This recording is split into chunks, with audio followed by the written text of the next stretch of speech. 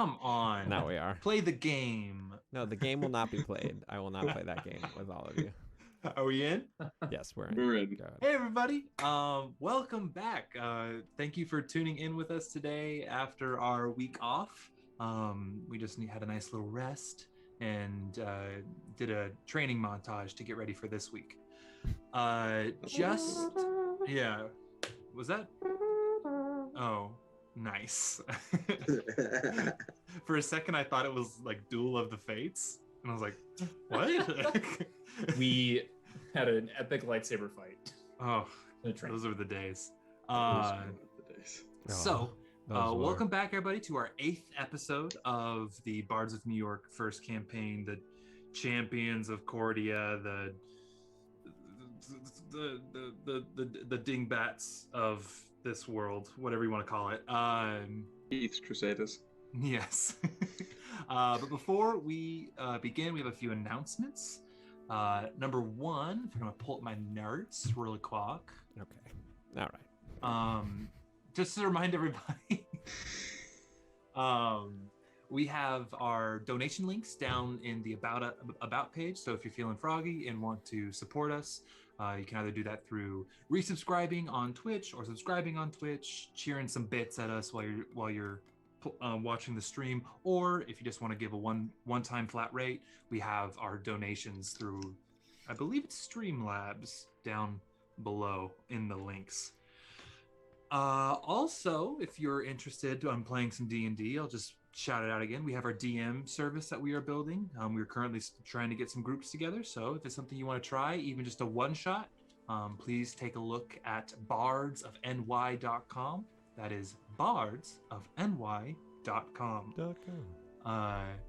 And I believe that's everything on my neck of the woods. Do we want to talk about the fact that the money that people have graciously used to subscribe or donated to us in order to improve the stream? We have taken some steps to a little step toward that. Do you want to talk about that? Yeah.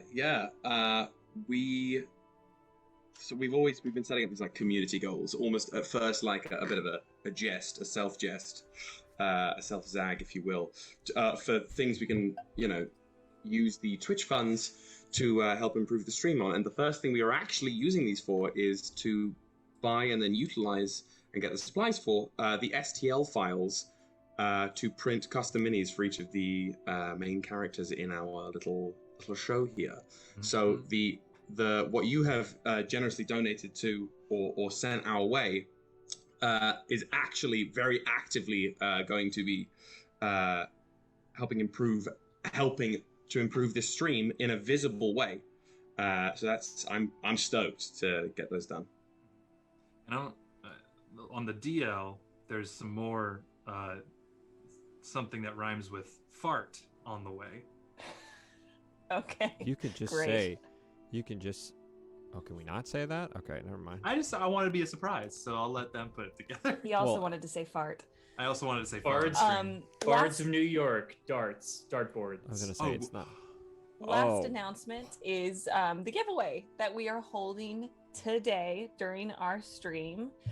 We have partnered with the wonderful folks at Vyled. They make candles, they make lip balms, they make really cute matches to light the candles. They call them torches. The size that Woody's showing off there comes with a die. It can be either like a stone die or a gemstone. Really, really cool. I've got one. It smells delicious. But the giveaway will be happening during the break. In the meantime, go check out when you have a sec, go check out vyled.co. That's V as in like. Okay, what's going on? What? Vector. Oh. IALED.co. And go check out their stuff. But our giveaway will be at the break. We'll have a code word that we will tell you right before then, and then the winner will be announced when we come back. And that is all I have. Yeah, so I'm burning my Vyled candle right now. It is Dwarven Spirits. It is my favorite smell, Hannah, you have the coffee one, correct? I have the Tavern's Brew, Yeah, which smells like coffee, and it's really nice. they're very good. And also, I love the little gemstone die I got from mine. Really pretty. Well, tiger's eye, it looks like. I don't know if it's like a tiger's eye or an agate. I don't know, but I love it. A what? It's agate, Agate. Atticus Finch. Yeah, an Atticus. You know, Atticus gemstones.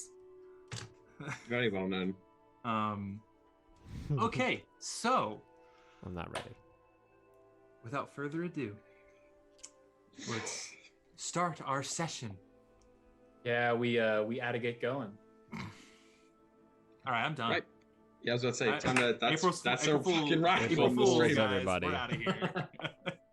Jesus. I love you, Kyle. Sorry. As the camera pans down and the morning sun crests, our heroes, after dispatching a bandit camp, releasing a seemingly necromantic plague upon the vicinity of the United Territories of Armania, the kingdom you all reside in.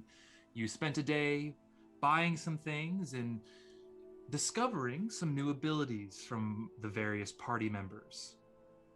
You then were able to book passage with some old acquaintances of Leonidas's, and on a sand skiff, you are now making your way through the canyon lands to the Gleaming Wastes. As the sun crests over the skyline, we find ourselves on the first travel day. Now, I'm going to ask somebody to roll me a d20. You guys get to choose who gets to go first. Are we adding anything to it? Nope, just roll me a d20. We're traveling, baby. Okay. I've got one in hand. William will do Those it. guys. Oh, never mind. I guess we're not I'll doing go that. for it. You get a volunteer. First roll with these new dice. Volunteer Why not? tribute. Right. Okay. That is a 19. Nice. Okay. So, the morning comes. There is a very simple breakfast of rations on the skiff. You guys, they kind of pull off to the side of one of these canyons. There's almost seems like there used to be an eddy from an ancient river that cut through this canyon, and it's kind of a nice little rest spot for like pretty much shielded from winds and elements in these canyons. You guys have a nice little dinner, and as you are all, not dinner, breakfast, as you're all sitting there, we feel the wind start to pick up. And at first, Catty and Kurti, they seem a little nervous about it. They're a little skeptical of the wind coming through, but after a moment of watching the wind come through, you see an excitement on Kurti's face, and he explains that, well, looks like we have some good wind today, so we should be able to cut a day off of our travel. So, finished eating up, and let's get on the skiff. And he goes and he readies the sails and ready to be unfurled to head out. What do you do? That's good news. Sorry, guys, I was feeling a little tired yesterday. That's okay. Sorry, I've forgotten. Hold on. Give me a minute. You're muted, Hannah.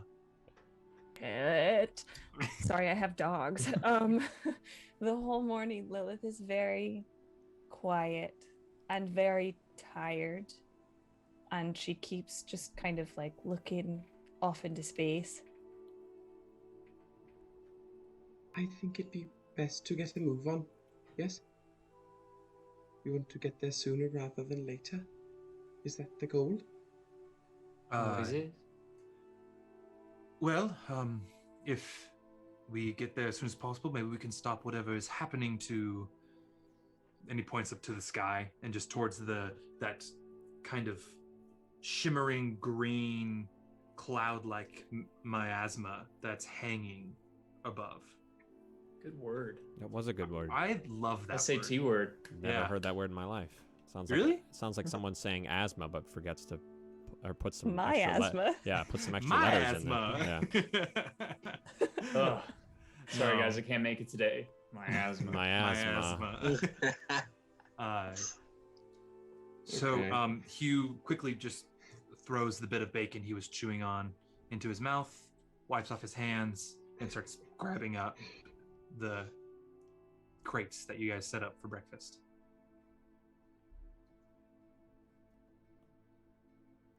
And I'm assuming we all jump on. Yes. Okay. I think so. Okay. Yes, let's get going. Okay. You guys all load up onto the skiff, and just like Kati and Kurti said, once those sails come down, they're kind of whipping through the canyons. You take off, and you're making really good time through the canyons. Usually this canyon trip takes about 2 days. Now it's only going to take 1 to get through the canyons. So that's, a nice thing. Just as we're traveling, could I have one person roll me a perception check, por favore? Or, multiple people if you guys want to have watching, or if you want to do something. I'm allowing anything. I'll do it. My wisdom's okay. That wasn't very good, though. I rolled a 10. A 10? Okay. As you guys are going through the canyons, and there's sometimes a tight corner where they have to like kind of pull down this brake-like mechanism in the back to kind of almost drift the sand skiff to kind of come around. And Get that nice spray. yeah, a nice spray up on the canyon wall. that fresh powder. Oh, shredding through that stuff, that powder. Oh my Wonderful. god. Mm.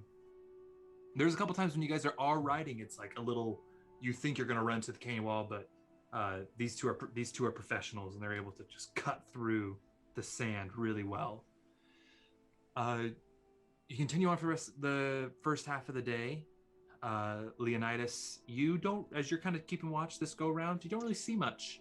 It's the canyon walls hide a lot, and the weather's to the point where if it was the clouds above weren't there, it could be a clear, beautiful day. However, the ominous green glow continues to kind of weigh down on you, even though this nice fresh wind coming through the canyons is a welcome experience. So the glow has spread though, because it Yep. was not here before. Yep, the glow was encroaching out. You guys have never gone to the edge of it yet. It kind of goes, you can see when you have a good vantage point, which happened a little bit last time, you can see the edge of it, but it just continues to grow slowly out. But the edge of it is miles and miles, kind of thing. So, you guys come midday now. I'm gonna ask for somebody else. I'll do it. Okay. 11. An 11. Ooh. Awesome. So, again, making good time, coming through. Roll me, Lilith, a perception check, please.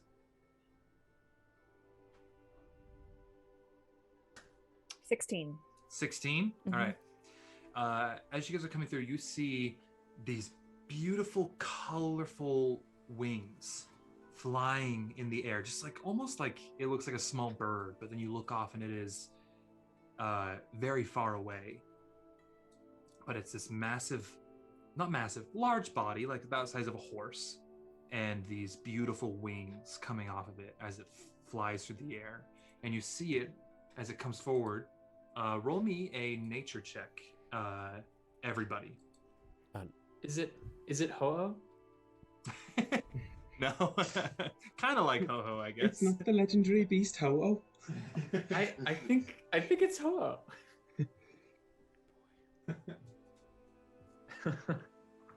Is that not canon? Is Pokemon not canon?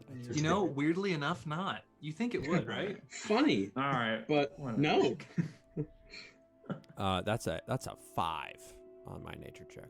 Okay. The thick 13. I got a 9. I crit failed. 17. Okay. So Lilith, you've never seen one of these creatures before. However, what'd you get again, Leonidas? I got a 5. A 5. Okay. The only person who recognizes this creature, which makes sense, is Ryujin. Ryujin, this you would know as a male griffin. It is very rare to see a griffin that has these almost tropical-like bird feathers to it. Very colorful wings, whereas more often the female version of this beast tend to be more muted browns and blacks and grays. The males tend to have much more plumage. So you're seeing a very rare griffin fly in front of you, and it seems to land somewhere in the distance from you guys. Guys, we gotta stop it. It's a shiny. I would recommend perhaps it might have useful materials on its body. I don't know We if shouldn't we should. let an opportunity go like this. I don't always object to killing, but I do think a beautiful beast like that might need to remain Yes. alive. I don't know if we should maybe not kill it. We don't I know if it is a savage predator or not. Yes, but it doesn't seem like it is currently. Savage predator for its food. Quite. What It if has we nothing to do with where steer we're around going it? or what we're doing, so let's just not deal with it. I agree. Yeah, I don't think we could go. I could go around it and be okay. Okay. The sled continues forward. You go on for another couple hours or so, and you continue to move through the canyons. There's certain, depending on where you're going, that sometimes they shallow out to a more kind of gradual steepness, to where sometimes it's a narrow, tight canyon. They do slow down the skiff a little bit to kind of work their way through and make sure that you're not going to scrape against the walls. And as you're coming around this one particular zone of very narrow, tight canyons, it starts to open up a bit to where the area that you're actually able to, the sand below you in dirt, is actually pretty big. And to the right, roll me perception checks. Oh. All of us? Everybody, yes. Ooh. Oh. No, that was. That would be a 23. A 23. Dirty 20. All right. Cool. Give me 2 seconds. I'm going to be switching dice because that was a 6. All right. I So what do we got a natural 20. Hey, what's 7 plus 10? 17. 21. 39. 21. I got a 21. Oh, okay. Wow. All Wait, right, what, I guys. don't know what's that reference. I don't know what that reference is. It's a vine. Oh, I have Oh. not gone to that fine yet. Wait. I am You have. dating myself. You have, but you just Yeah. don't remember. You have. It's just Okay. Wait, I think I do remember it deep now. rooted, deep It's seated. a little kid sitting there like, "Bang man." Oh, He's like, He's the guy's like, You're you're stupid." You're stupid. What's 7 plus 10? He goes, 21. You stupid. Oh. Oh yeah. Okay. All right. I don't remember that. I got a one. 21 in perception. Well, of the game. I got a 6, so. I got a dirty 20. All right. All right. So you all see this very clearly, and you guys see as you come up that where it's kind of widening out.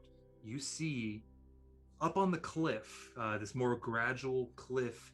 There is a number of these a little goblinoid of some sort. There's kind of a assortment of them, and 2 griffins up high on the cliff getting peppered by arrows but trying to fight a few of them off.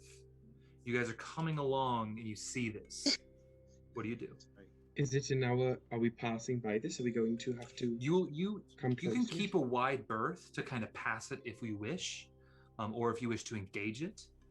So Uh, to clarify what we're seeing goblinoids attacking griffins. Yep, and the griffins don't seem to be running away. They just seem to be, with all those natural 20s, they are seemingly staying where they are, trying to rebuff the attack from these this goblinoid group. Well, Our again, circus, not our monkeys. yes, again, I don't think that we need to attack if we don't need to, you know. How far are we from it? This is a nice little straightaway, so it would take about a minute to reach if you were to like engage with this action. But if you were to keep a wide berth, you would pass it in a couple minutes. You guys are moving pretty fast. Okay. In the time it takes for us to pass, and we're at a decent berth, could I shoot off Eldritch Blasts? Yeah. Because I have a range of 120 feet. Hypothetically, you would really only get like maybe a couple shots in, because you guys are moving decently fast. I was going to ask the same about some arrows. Yeah, hypothetically, yes. 'Cause I think the longbow's max range is like 320 or something, right? Yeah. Something absurd like that. So if that's something you wish to do, is try to do a little drive-by like pot shots at something, you absolutely can. Hugh looks at the group. He's like, I'll. What do you want to do with this? Well, don't stop the... We have a schedule to maintain. I was just thinking that those things look shitty, and I don't want them to kill the griffins. I would agree. If we are not to hunt them, I would rather not the vermin. Okay. Right. Well, okay. Well, we'll just do a drive-by then. And Kurtu's kind of just like on the rudder, just kind of nods and like moves the skiff to kind of move its way towards closer to where you guys can get into range. So just so you guys know, as you're driving by, there seems to be one group of them with arrows behind a boulder, and then there's a couple more climbing up this not this like semi-steep cliff. It's not so steep where it's sheer, but it is like climbing up, fighting these two griffins who seem to be staying in one spot. Are they protecting their home? Roll me as you guys get closer. What would this be? Roll me an insight check for On those the who birds? wish. On the situation. Oh, that's a nat 20 for me. Hey! This will be right when this would be not nearly. This would be an 18. An 18? Okay. What'd you get, Ember? 10. A 10? All right. So Ryujin and Kallias, you recognize it a little bit, but definitely Ryujin, because he knows griffins, apparently, have we decided by the rolls. And you recognize this. Griffins like to make their nests along cliffs, and getting closer and kind of having a better view of it. These goblinoids, the griffins would just fly away normally, but these goblinoids are attacking the nest, and they're trying to protect their nest. Right, so as we're going, I think that this is a good conversation. Are we the type of group that stops and helps animals over people? Or do we help all, or do we help none? Well, as We a certainly haven't. part animal, I'd like to say that yes. However, I do think we need to get going. And it does seem that they could handle themselves, unless you feel differently, my other feline friend. We do have time. We did shave a day off our journey. Oh, that's true. It takes about a week to get to the Moran outpost if travel goes well. And right now, travel's going real well. We were said if travel goes well, it would take 3 days. I did my math wrong. I'm sorry. I see. Okay. Well, then this will DM definitely retcon. be this will definitely be a long journey no matter what. So nothing ventured, right? Am I right? I actually have to agree. if it is going to take us time no matter what, we might as well expunge these vermin. Well, once again, a nice word, Kallias, a nice word. If we're gonna fight them, or at least if I'm gonna fight them, I would need to be a bit closer. Only because yes. Hard to port. I'm sorry. Okay. You say that, and Kurti kind of like hard to like, port. I didn't hear. looks at you for a second, but it's like okay, and takes a hard right. I mean, like Bruh. whoosh, like spraying up some sand, bro. Powder. And you guys Port is come left. along the side, and here is what we will do. Oh no. Dan, if you want Do to you wanna switch go? us to the battle cam. Ladies and gentlemen, welcome to the Be battle. careful where how you arrange this boat, or we will end up with a wee bit of a canal situation. Oh, you doing a little modern events? Huh? I mean, it's current history. You know, that's what D&D is, right? Yeah. It's current history. That boat got on whatever. So. All right, I'm not going to put the Oh, minis for. that's a lot of guys, actually. Yeah. So That's what a you lot guys, of dudes. Should what we you change our guys- mind? I was saying. What you guys see is you see the two griffins. You see the male griffin right up here, the female griffin here, and you have one large orc goblinoid looking character here, and then you have kind of generic looking goblinoids here, and Yes. another seemingly captain right here. So just so you know, and then each of these is about 5-ish, 4-ish, 5-ish feet up as they climb up the side. Is a goblin captain denoted as such visually by just like wearing more random crap than the other goblins? He's got a Usually sheriff a badge. little bit bigger. This one here seems to be wearing a little more metal, whereas like the other ones seem to be wearing just like either scrap, kind of really busted up chainmail, or like tattered leathers. This one seems to have a little bit more better gear, and so does this one. Okay. Mm-hmm. And you guys pull up. Roll me initiative. Oh my goodness. Oh my god. Okay. Oh my Oh god! Oh my my. god. All That right. was absolutely average. Guys, I'm rolling like Yeah, hot I actually trash also right was now. like deeply average initiative roll. For the fighter Oh On of my the average. dating profile, one would absolutely think that I average. could roll a little bit better. but- Completely initiative. mediocre. Okay. I'm just Oh my rolling. god, are I'm you a just rolling. singer? Do you think? No. Do you think the griffins are mating, or they have babies they're protecting? Bebes. Gold? I'm gonna maybe? fuck I'm gonna him? name them. I'm gonna name them Peter and Lois. Oh, Lois. Don't Jesus. do that. Don't do that. Oh, I would God, prefer I if that was not what It took me happened. a second to realize what that meant. Like Peter and Lois. Oh. Oh, I just got that too. Oh. Really? Really? And the last horse crosses the finish line. Okay. That's pretty So, good. Who got above a 20? All All right. 20 to 15. 18, baby. 18. Ryujin. I got a 19. All right. So it's gonna be Ryujin kicking us off.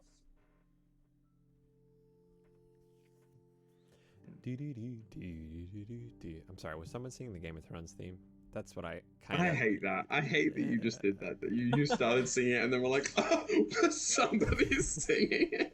How fun and No, flirty. somebody was going, someone went, No. No, someone did, and I The went, Family That Guy was theme you. song. Oh no. Will, you said you did like a wah wah. Oh. Oh. which is part of. So Yeah, to be I fair to guess- Dan, I guess like part of, but all right. I'm not Those two gonna. I'm notes not are- gonna defend that. Those two notes are triggering, please. Okay, who got 15 to 10? Wah wah wah wah. I got Will? a 14. 14 for Lilith, and for Kallias. Elias's trend of scaling ever upwards slowly. 12. All right. And as the I fighter get of it, the scaling. Oh, I get it. Scaling. God, the pun Thank you. king. The pun king that is Kyle Knight. group. Some call the Pum King a friend of Halloween. Nope. The Nope. Nope. the The show? wheels are spinning From and the there's show? nothing but dust. Like pumpkins. Yep. I got a Great. 7. Oh, okay. All right. Great. Good Keeler goes talk. last. And then Let's hope the goblins got like a Jesus. 1. Let's well, hope. the goblins didn't, but the hobgoblins Oh no. Oh, they didn't do it nearly as well. no. Um, Oh, okay. so it's- Ruh-roh. Reggie. Kicking us off as you guys whoosh on this skiff, Ryujin, what do you do? I'm knocking some arrows, bro. All right. So Yeah. you're right here. Are you gonna move at all, or are you just? No, I'm gonna stay right there. Okay. You just kind of up on the skiff and knock some arrows. Who are you shooting at? That one on the second step. This one right here. Yeah, All right. I'd say that's in range. You're good. cool. Mm-hmm. All right, let me roll. That is a 30-20. A dirty 20. Yeah, dude. You hit. Roll for Alright. damage. Nice. Nice. Let's see here. Oh, That over is- there.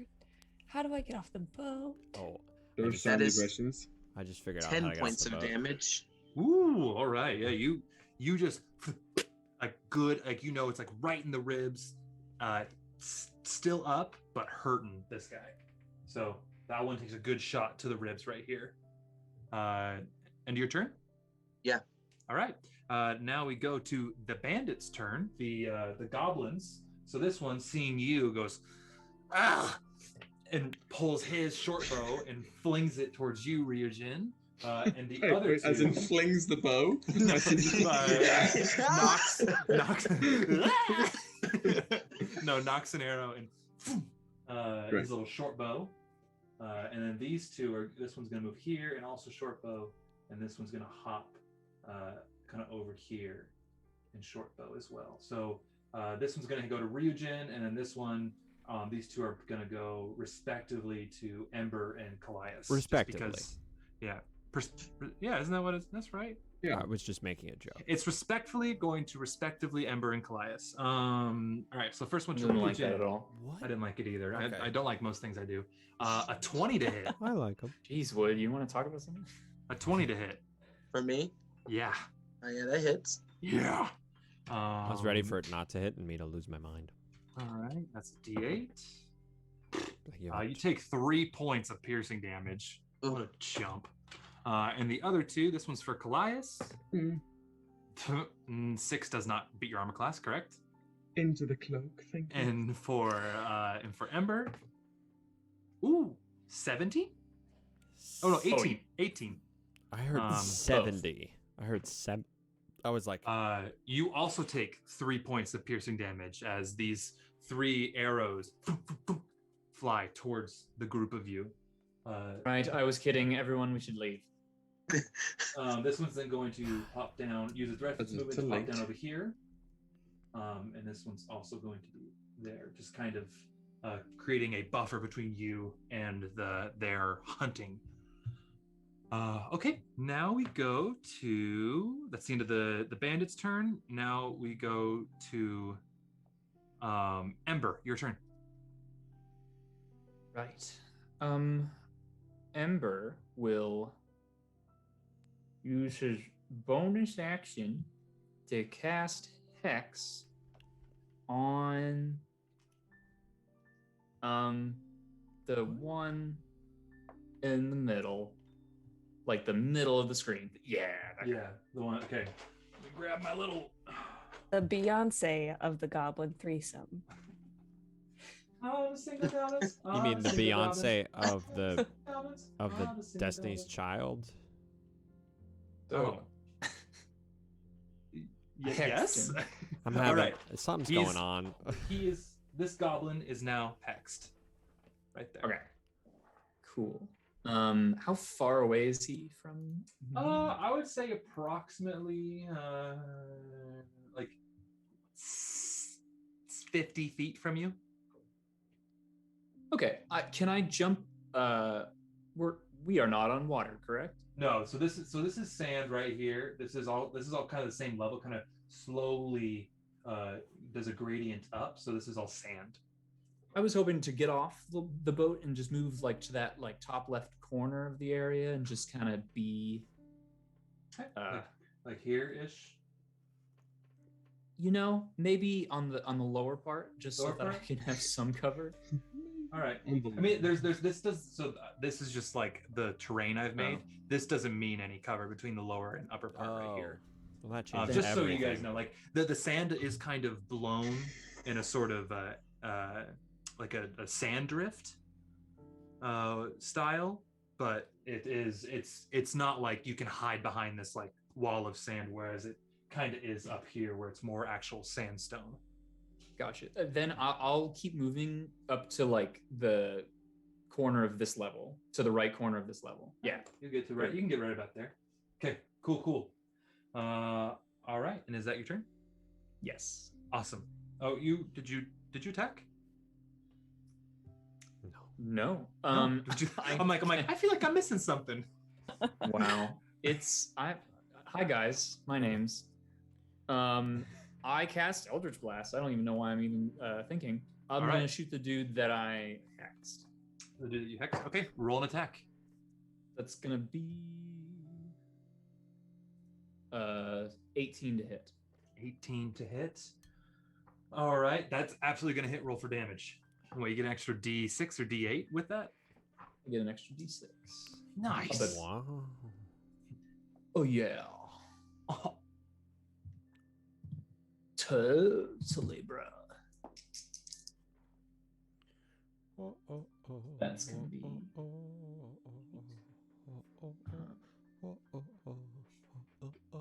Shit. I think it's gonna be 10 damage. 10 damage. Okay. Again, so yeah, you just and this glowing kind of pulsing air, like breaking, like it breaks the sound barrier bunch, almost looking like, and it's like hits them and still up, but that impact, you know, it really did quite a bit of damage. Still technically alive. All right, isn't that the end of your turn? Yes. Gotcha.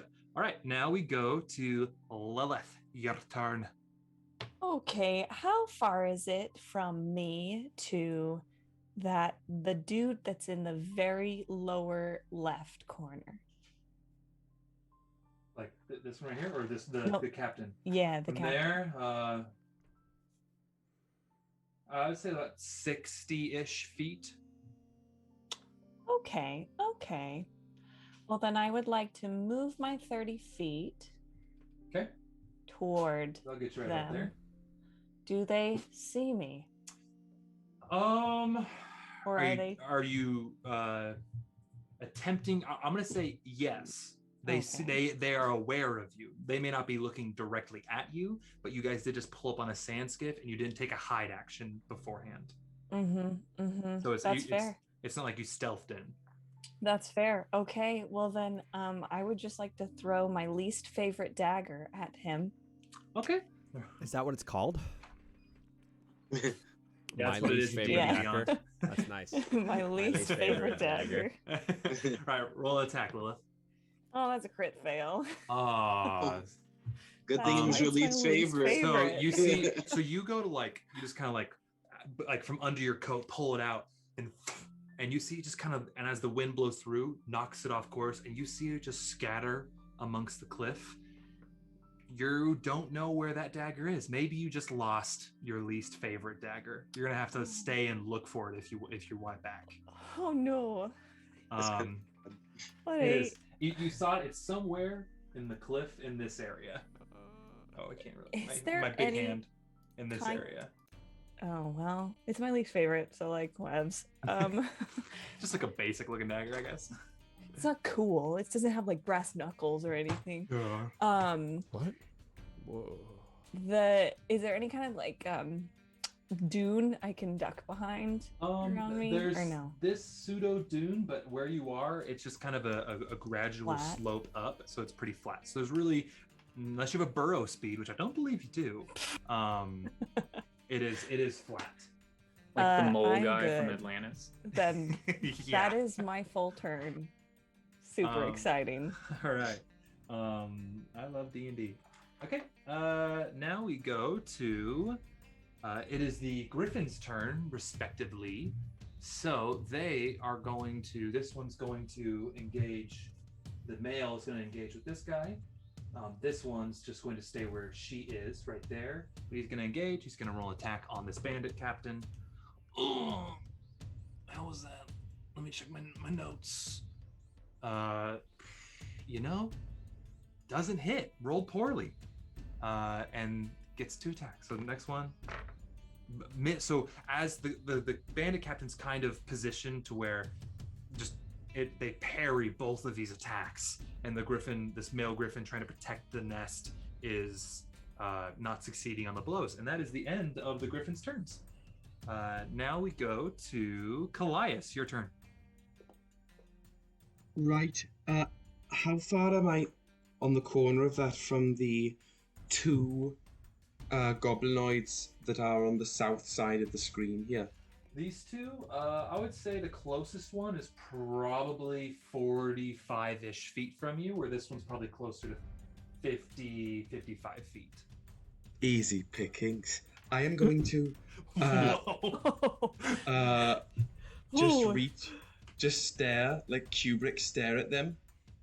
Nice. Not taking down the hood, but letting all of my hair do the same, and just try and reach out mentally to one and then the other as I cast Tasha's Mind Whip and then spend 2 sorcery points to twin it to the other one. Oh my Let's God. go. Cool. Welcome All right. to level so 3. Is it a save or anything like that? So it is a Tasha's Mind Whip. It is intelligence save on both of them. All right, intelligence save. Hey, you know what? Not their strong suit. First one got a 2. That does not cut it. Okay, and for the other one, got a 14. That does not cut it. All right, they both take whatever. What is? I don't know. So this is a new spell. I don't know. They take 3d6 of psychic damage and cannot take a reaction until the end of its next turn.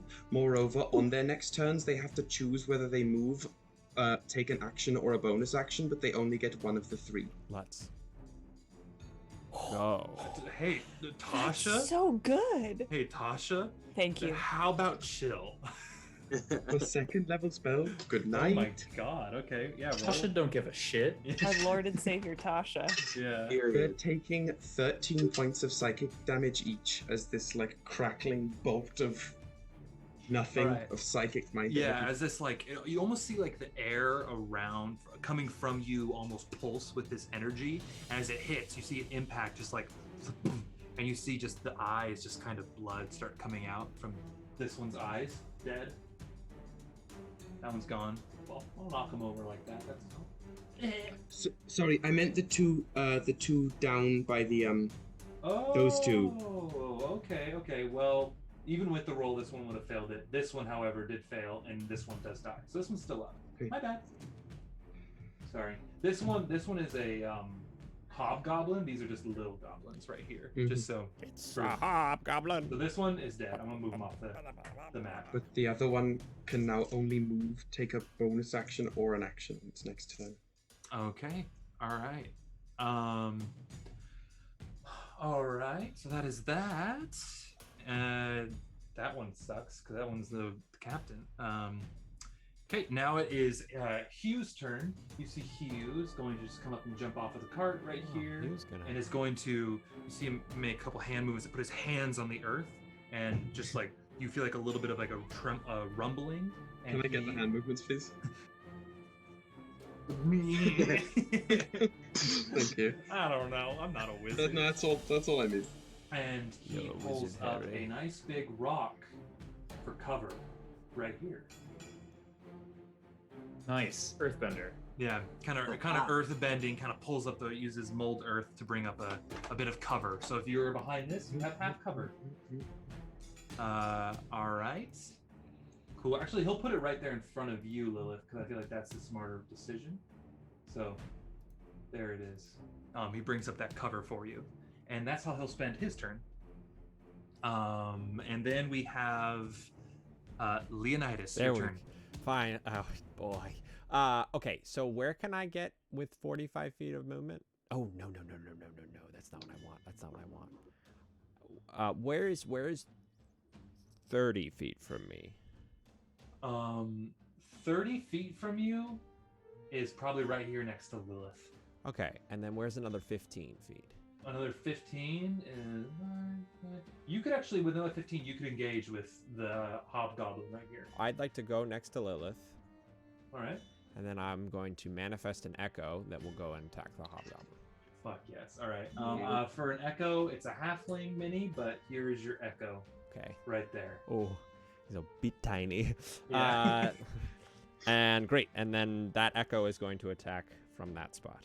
Okay, so as you run up and like you see this other, like as you get to Lilith, it's almost like the echo just didn't break its stride and did a full action, just like continues forward and just arrives right there, make an attack. Cool. Dan, can you please say, Alexa, attack? Oh, I don't have an Alexa in here, but if people do that are watching, I'm about to have fun for them. You just said you have an echo. Oh, Oh, my. wow.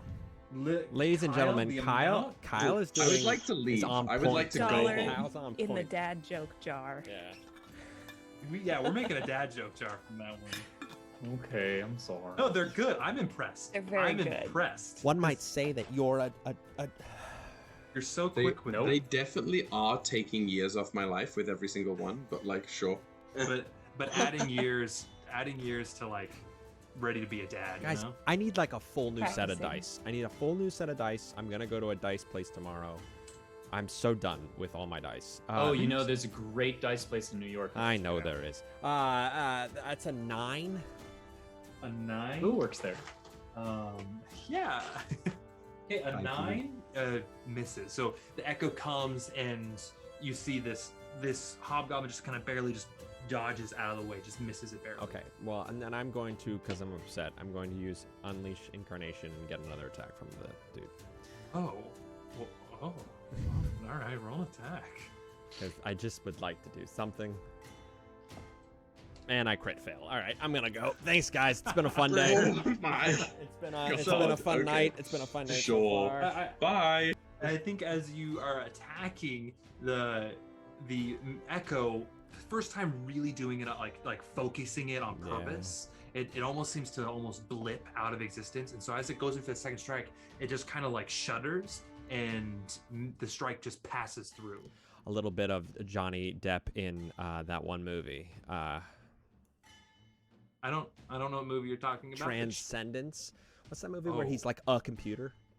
That's oh yeah, it is that movie, isn't Yeah. it? Never saw it. Good movie. A little weird. Yeah. but- All right. Now it is Cora's I turn. really enjoyed it, actually. They could have Cora is going to take her movement to get about here, and then she is going to cast Lightning Lure on this goblin right here. And the goblin's going to try to get out of the way of it. I gotta get a bell. I have to get a bell. Gotta ring to the it. bell. Gotta ring the bell, folks. And this little goblinito bandito, it misses. It jumps out of the way, and Cora's lightning lure doesn't quite grab it. As this whip of electricity comes out and tries to grab it. So that's Cora's turn. Good, because that one's mine anyway. All right, now we go to the actual bandit captains. This one captain is going to make an attack with its scimitar on the griffin. Misses, hits. So I'm gonna just play D&D with myself for a second, guys. Just bear with me. Yeah, the best kind. Gross. That griffin takes an indeterminate amount of damage because y'all don't know it. And then this next one is going to use its attack action to attack the echo. Does a 20 hit? Does a 20 hit the echo? Oh, you're asking me. Oh, a 20 definitely hits the echo. Okay, all right. Yeah. I believe the echo only has 1 hit point, correct? The echo only does have 1 hit point, so Okay, the so- echo's gone. Alexa, no. So the echo Alexa, please. kind of Explode. dropping this hobgoblin, dropping its bow and pulling out its scimitar, just out of the sheath, slices up through the echo and Leonidas dissipates goes, okay, so not that way. Maybe that way. all right. Oh, okay. Not that way. Cool. And then it can't make any other attacks, and the Tasha's mind thing, it can't move. So it wastes its second attack. That's its turn. All right, now top of the round, Ryujin. Knocking another arrow. I'm trying to take this goblin out that shot me. Yeah, that'd be this one right here. Yeah, All right, roll an attack. that is a 21. Oh, that's definitely gonna hit. And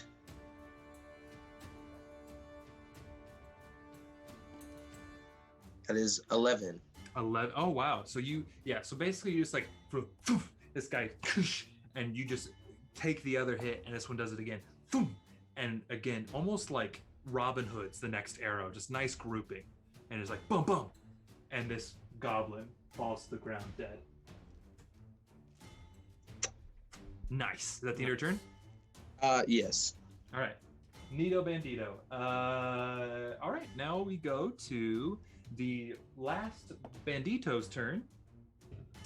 This little Bandito is going to be a little worried. It's going to come over here, duck behind and get half cover from this rock, and it's going to shoot at Ember. Oh, 19 to hit. Oh God, I'm rolling well to hit. My damage though is bupkis. At least you can hit people.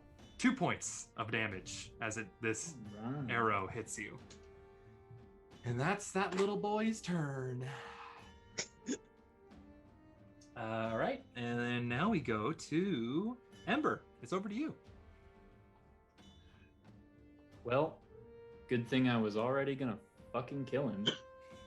Eldritch Blast on that All right. piece of crap. I got 14. 14, that absolutely hits. Roll for damage. Ooh, we rolled good. We rolled well. 16 points of damage. Oh wow. Yeah, you just like, again, shoots this air, like very much like air, like hits this and sends him flying back, hits the rock, unmoving, dead. Dead. Even with the Jeez. it's still, even with the plus 2 to the armor class, you beat it. All right. Don't worry, there's more to come. Now, at the end of your turn? Okay. Yes. Oh no, I'm gonna use a my bonus action to move the hex to big boy up top. Okay. All right. Boomskis.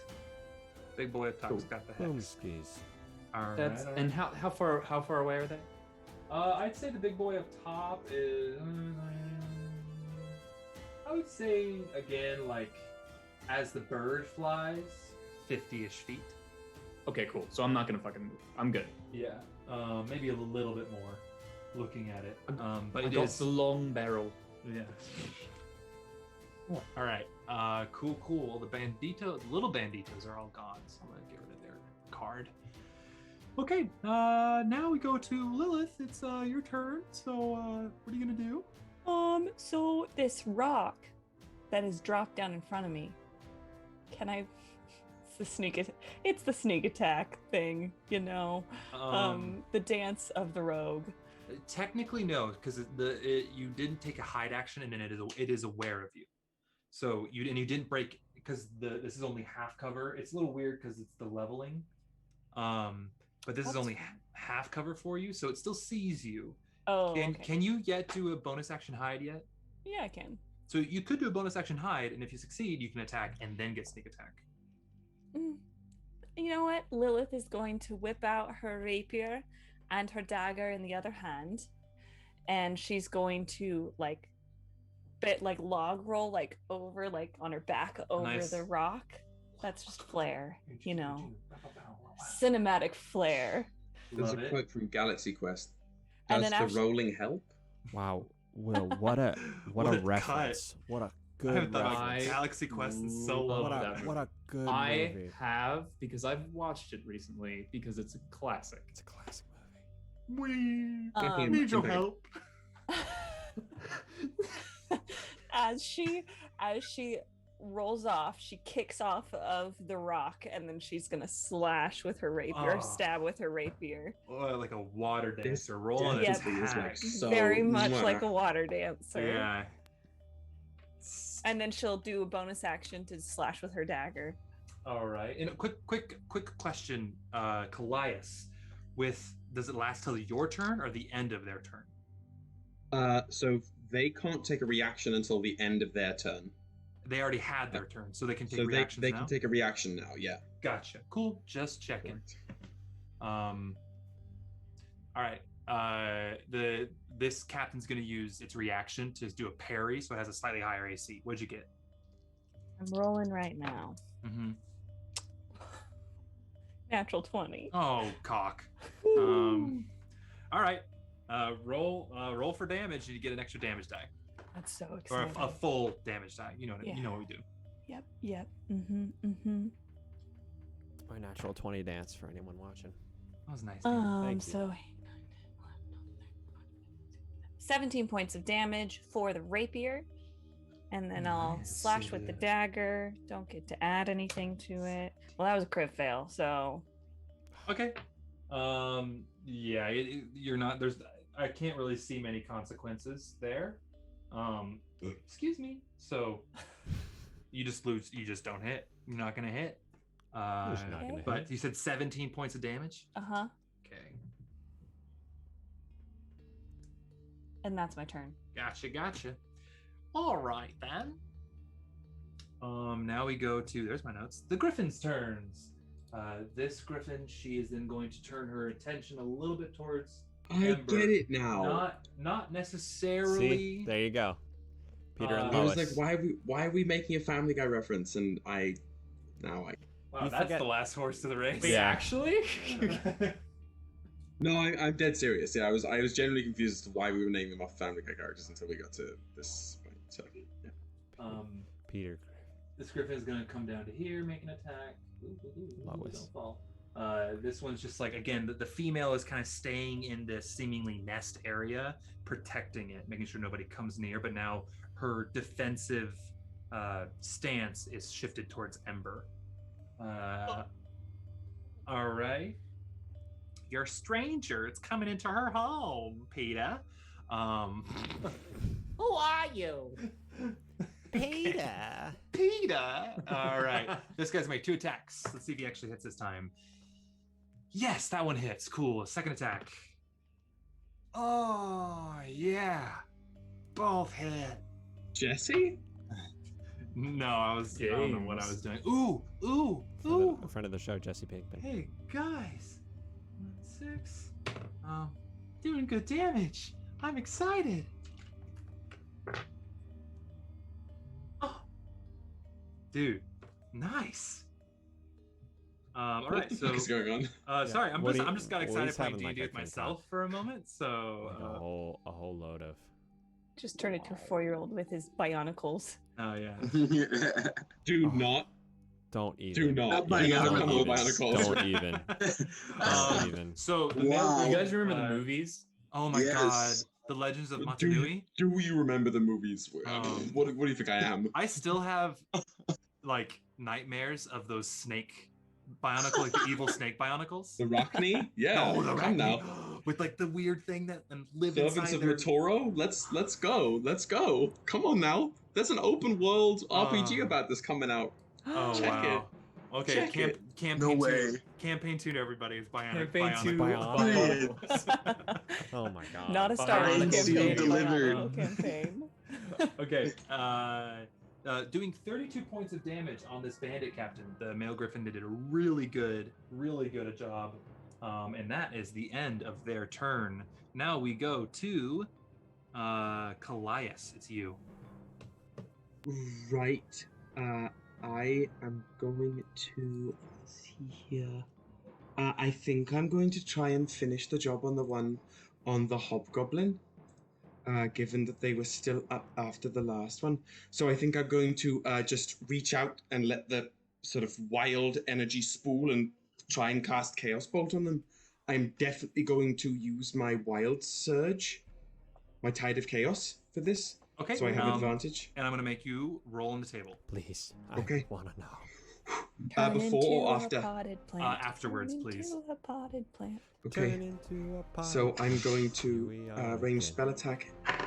That's a nat 20. Oh my god. All right. Well, you get a full die added to it. Full. Which one? I have a D8 and a D6 rolled in this. Both. Oh. Okay. So that's 10 and then okay, 10, 15, 17, and it's going to be 17 points of lightning damage that just comes ripping out of the mass of chaos. All right. Damn, goddamn. Okay, it hits this thing like a truck. This hobgoblin is still up, hurting quite a bit. Table. Now roll for the table. That the 0-0 on the D10. What is that? That would be in the ones place. So what? So what's the other? What's in So, the 10? What's the 10? D10. 4. So it's a 4. Great. This is fun. I like this one. So after you just, shoot this bolt and it hits this thing, your mouth starts to hurt, and you feel some poke into your lips, and you see your teeth. You feel them, and they have now grown long fangs for the next hour that deal 1d4 piercing damage and 1d4 poison damage. It is a melee attack with a finesse weapon. You're a This vampire. feels nice. You literally I just think- like turned into a poisonous snake. This feels nice. Oh no. Oh no. You see, you guys look at Kallias, and they're just like with the big old like snake fangs coming down. That's fun. I like that. That's great. I love wild magic. Yeah. Me too. All right. Is that the end of your turn, Kallias? Yes, it is. All right. Now we go to it is Hugh's turn. Hugh is going to kind of look around and is going to cast Magic Missile on the captain up on the cliff. And Trusty, dusty magic missile. yep, can't go wrong with it, can you? I mean, Never. It's three darts. Yeah, 3 darts. I forgot. Oh no, grab my deport. Okay, that's 2.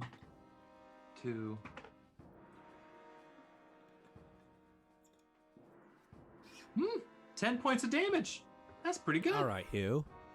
So you see these kind of purplish bolts, like as he lifts up his spellbook, and it's kind of floating above his hand, just like shoot for kind of holds in, just pew, pew, pew, and they arc up, and they right there on the bandit captain.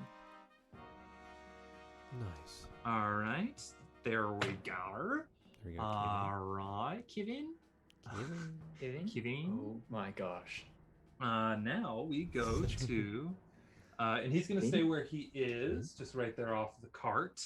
And now we are going to go to Leonidas. Your turn. All right. We're gonna run it back. We're gonna bonus action, echo, Okay. Where are you putting him? right in the same place, pretty much. Okay. And then I've got a different dice this time. We're just gonna attack and see what happens. Okay. Come on. Ooh, that's so much better. We're using this dice. That's a 23. Hits. Yeah, roll for damage. Fuck yeah. And I get to read one. Yeah. Yes, that's 11 points of damage. Okay. Let me just double check. All right, on this one. Also, Woody, everyone in the chat really loves your terrain. They think it's amazing. Oh, thanks, guys. I've been painting all week. There's a lot more. You can kind of see little sneak peeks back over here. Can't see my pen, but that's gonna be coming in soon. Ooh. This guy. But yeah, it's like a fun thing to do. But back to this. All right. 6, 5. All right. This captain hurting quite a bit, but still up. Nice. But this is kind of cool. I want to narrate this after your echo got slashed and kind of like its essence got split and was like in the air. It just then quickly like reversed time and whoosh, reformed and like almost moving backwards, very Tenet-esque, comes and does like a reverse strike, and that's what hits it. Spoilers, haven't seen. Oh, That's not a spoiler. That's not a. Well, kind of is. I didn't know anything about that. So Well. yes. It's Yeah. kind of. You won't understand. So Anyway. but that's the vibe of that attack. That's so cool. Yeah. Is there an expression from the like dude? Surprise and pain, because just got 11 points of damage on this hobgoblin, and confusion, like I took care of you, why are you back, kind of thing. All right, now end of your turn, correct? As a bonus action. Nope, I already cast it. No, I can't do it. Bite. All right. Cora is then going to kind of looking around, not knowing what to do. Start running up, and is going to use her run action to engage here with this guy. So let's see if I can just pause do this. Yeah. She just starts like climbing up, like vaulting over the things, like boom, boom, bounding up these, and has made it to this goblinoid right here. And that's her whole turn. So that's Cora's turn. Now it's the captain's turn. This one, now seemingly surrounded, he's going to make an attack on Cora. That one's definitely going to hit Cora. Oh, yeah. Yeah, absolutely hits. And then the second attack is also going to be on Cora. And that one also hits. All right. Am I going to kill Cora right now? Who knows? Don't kill Cora. He says with such joy. I mean, You know the what's tag great word for is- the episode was healing, right? Healing, yeah. Yep. Oh, yeah. The angel card. Whoa, wait a second. Oh, hits Cora real hard. But I should pull a tarot card from my Dragon Age Inquisition tarot deck. every session, yeah. That's what I should do. I thought you meant Oh, right we're now. such nerds. For those at home, Yeah. I have these little angel cards that I would use when I would do shows. But I'm using them now when we do sessions for D&D. And today's card was healing, whatever that means. We're hoping Take it doesn't that mean as that you we will. have to heal. All right, Cora takes 15 points of slashing damage. Ooh. And is still up, but hurting. This guy is then going to run down this way. The Griffin's going to take a reaction, and so will Cora, but he'll make it down to his friend. Because neither of them have Sentinel. So the Griffin is going to make an attack. The Griffin got rolled a 2, so it doesn't hit. And then Cora is going to make an attack. And she rolled a 3, so she's not going to hit. So they both miss. Dinguses. Okay. Now we go to. That's the end of the captain's turn. Is that the plural? Dude, a I don't know. dingai? I don't know. A Captain. dingo. It's now back at the top of the third round. Ryujin, it's your turn. How far is the female griffin from me? Are we attacking those griffins? From you? No. Oof. I don't think so. I'm gonna say like 80, 70 feet. Okay, I'm going to start trying to make my way closer to it. Okay. You just want to use your full movement to get closer? Yeah, Yeah, you'll get to about right there. cool. Yeah. Then is anything else Yes, you want and I just want the air about me is non-menacing and approaching it with kindness. Okay. Roll me. Do you have yet the ranger thing where you can like communicate with animals, kind of? Yes. Okay, then roll me a persuasion check. Oh, All right. With disadvantage. persuasion, you say? I don't know. I'd say deception. Be I like, rolled- I promise I won't kill you because And she is a take your mom, and babies. she is protecting her babies. So I rolled a 15 and then a 16, so a 15. Okay. 15 altogether. Oh wait, yeah, hold on. Said persuade. Yep. Okay. So you see this griffin aggressively defensive. Like she's kind of like flapping her wings and like puffing up her chest. Flapping isn't a word, but you guys know what I mean. We're getting back to Pokemon. And puffing up her chest is like to seem bigger. And if a griffin could growl, it's almost like this like weird clicking kind of like clucking sound that's coming from its throat. But then as you come up, like very much like Jurassic Park, slowly coming up, its eyes then meet yours, still aggressive, but you have gotten its attention and is watching you. So that is your turn. Now it is the banditos are all dead, so that's not their turn. Ember, it's you. You see, here comes Ryujin, just kind of looking at the griffin, and you're just in between the two of them right now. great. So we got. Who is still alive and battling? What is the top? What is the top thing? Well, like right here, No, at the other top. that is the female griffin. Down more. That No, the next one. Above it. that's what top thing? This? No. Maybe it is What? right there. Maybe I'm blind. This is other terrain back over here. Okay. This is the cart, the skiff, and then the two bandit chiefs. They're now grouped up right here.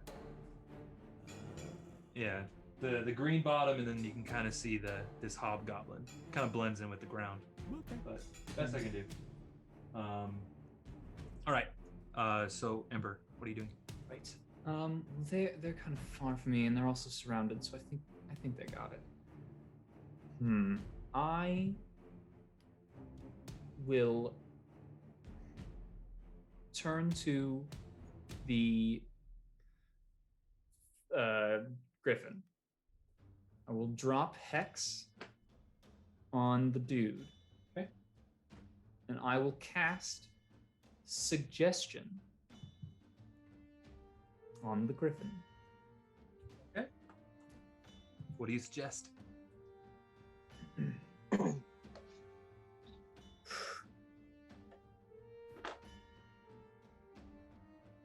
You should trust me and my friends, and then once this is over, we'll all go our separate ways. Is it a wisdom save? It doesn't say. Hello?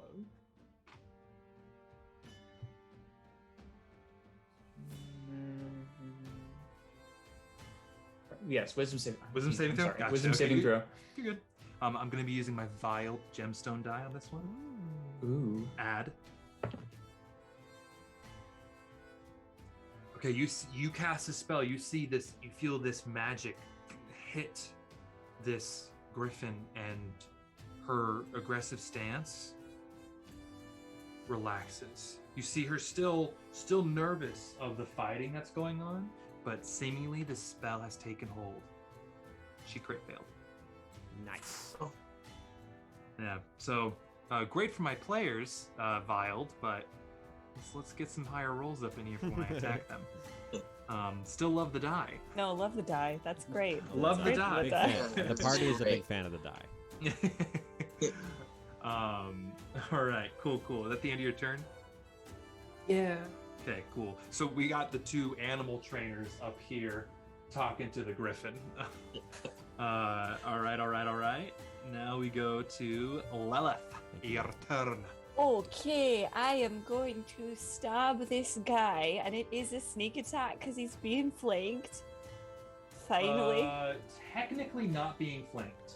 Is by. Well, no, because for it to be flanked, if we're on a grid, and there's no grid here, this. I mean, I guess we can, if we want to say, because hypothetically it has to be on the other side of the character, like break the 180 degrees for a flank to count. I also thought it was that it just had to be 5 feet within the character. So like, if we were on a grid, this is a rules talk with Woody. If we were on a grid, and you guys were just next to each other fighting one thing, that's not flanking, technically. When you have to be able to kind of like you break the plane of like that 180 like engagement side to flank it. So I will allow you, since you guys didn't exactly know this rule, to retcon and say that your echo is on the other side of this thing, Leonidas, just because you weren't fully aware of the rule. However, that will make the echo be flanked by these two, just so you know. Okay, cool. The little. It's up to you, Leonidas. It's a very like it's like here or here. It's like 5 feet difference, but when it comes to like combat, the 5 feet do matter. Yeah, no, he's gonna die soon anyway. So. Woody, sorry, I realized that I don't know if the suggestion would work on it because it needs to be able to understand me, and I don't think that griffins speak common. They This is a don't. magic griffin. They don't understand magical you. griffin. However, I've already ruled it, and she did crit fail. So in this situation, and with the bonus of animal communicator Ryujin, I will allow it this time. But thank you for holding yourself accountable. Yeah. I was like, oh, maybe it has a high intelligence. No, it has a 2 for intelligence. 2, yeah. Dumb fucking bird. It's a bird. It's got pretty feathos. He got well. She does have pretty feathos. These are both. She was just like, oh, a kitty. Okay, everything's fine. Which shouldn't be the reaction, really. The But kitty goes, Oh, a cat. you like chirp at it. meow. Oh God. Okay, but I'll allow it for this time since we're all new characters and we're learning. But next time I'm gonna be ruthless. Cool. Okay. Oh, Cool. Jesus. Nice. So, sneak attack. Yeah, I will allow it. Yes. I also. Well, if you hit, it's they're gonna use their reaction to do to raise their AC again. It's a dirty 20 to hit. That's gonna hit no matter what. Okay, fine. Great. Okay, So, fine. I have a couple things I'm gonna do here. I'm rolling with my vialed stone die. Oh, her D8. All right, 10, 11.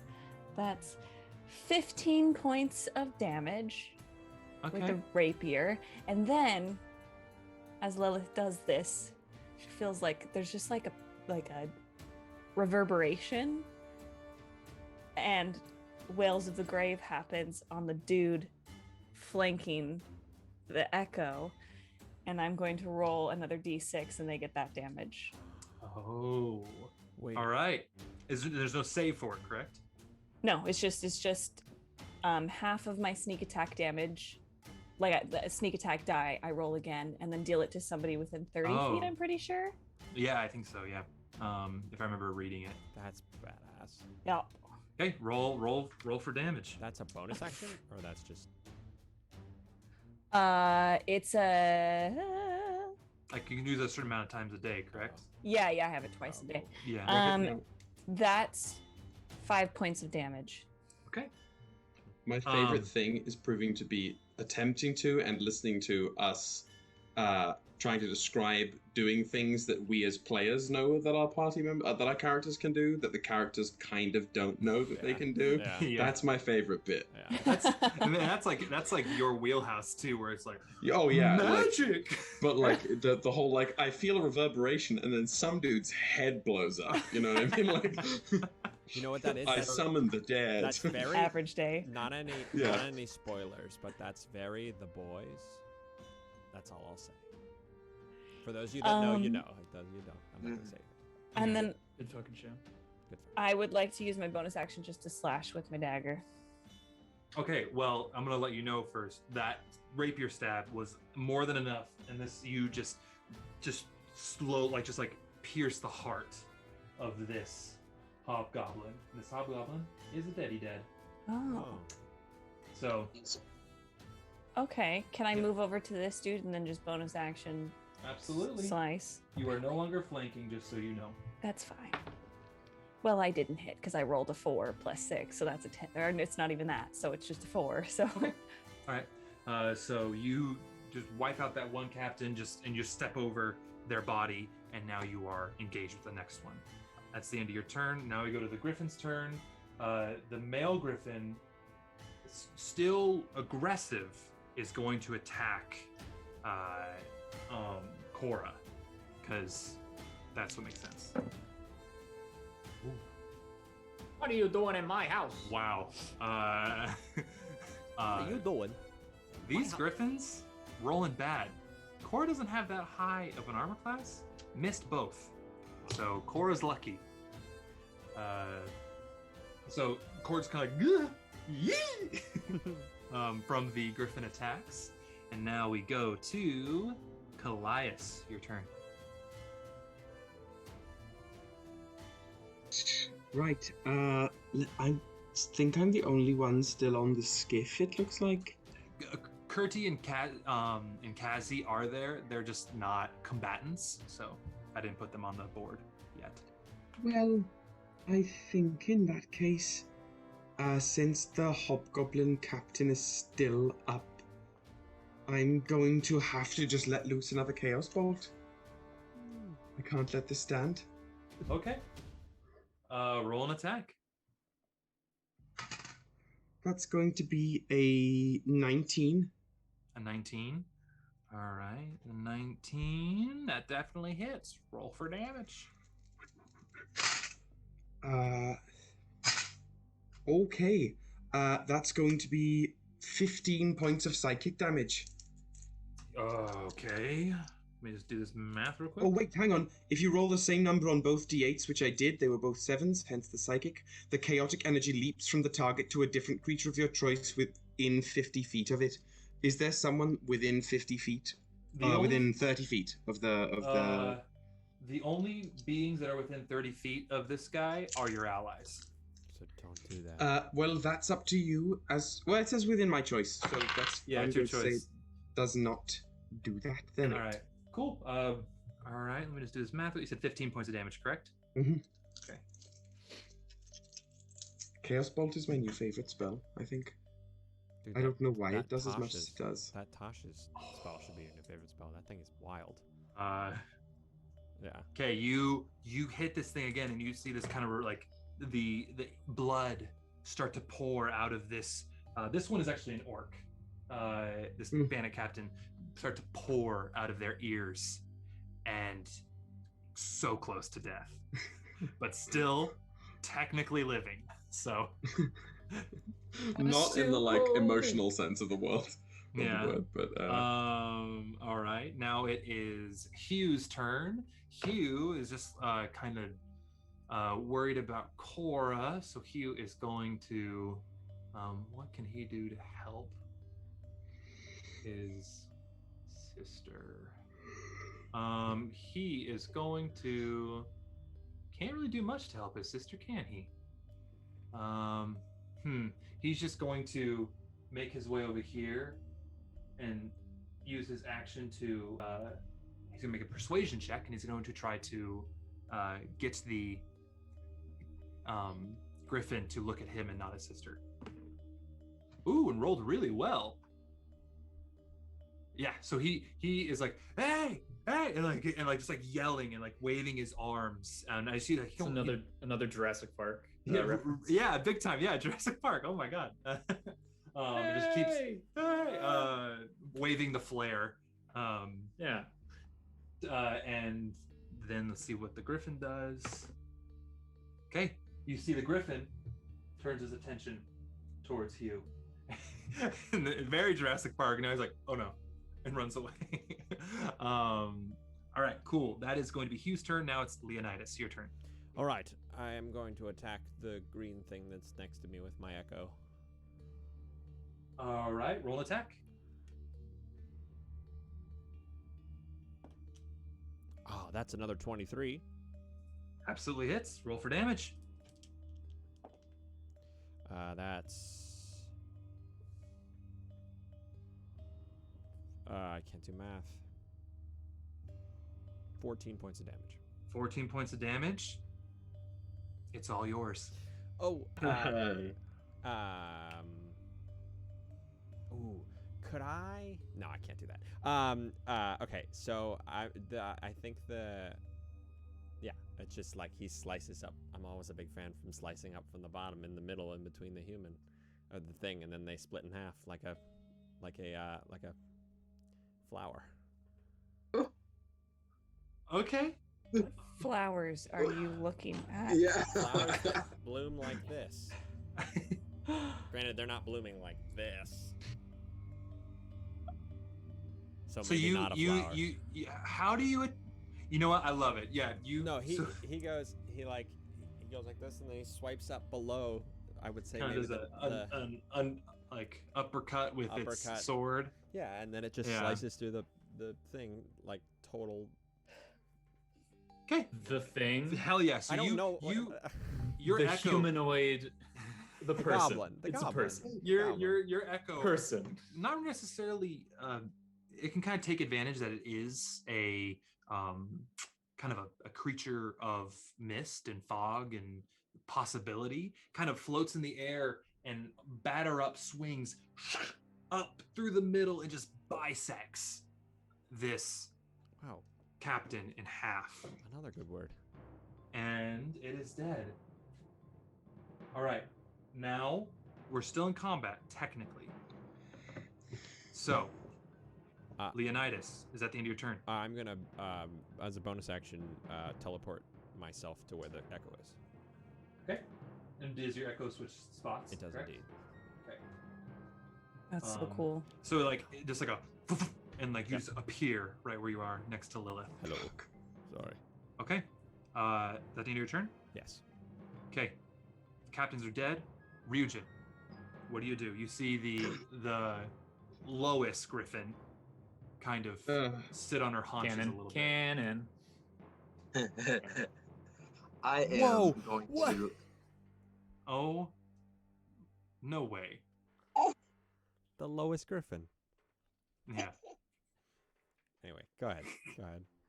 Okay. There you Wait, go. what? What is happening? You said the lowest griffin. Dan just got it. Then Dan you said just got cannon. Dan just got it. No. I had a whole. I got it. I got it before Will. I'm saying that he just said the lowest griffin. And then you said cannon, like the lowest griffin. Yeah. Yes. Okay, we're on a different plane now. I'm Is everything okay? Moving on. Let's just say yes. Yes, and let's keep going. Swipe right. Whoa. Wait, just to be clear, you think did you hear me say lowest? Yeah, which sounded like lowest, and that's why Kyle said cannon. Oh, now I see where you're at. Now I understand where the horses are in this race. Right. Yes, I just didn't enunciate completely. I said lowest griffin. I want to go away. I would like to die. Okay. Okay, Ryujin. The griffin is in front of you. It is sitting on her haunches, kind of nervous and kind of taken aback, but the spell has took hold. Am I close enough to move close enough to touch her? You absolutely can try. Yeah. You can get with your speed to right here, which is relative. Like you could technically like let her come to you from there if you wish. Cool. Okay, roll me another animal handling check. This time there's no disadvantage.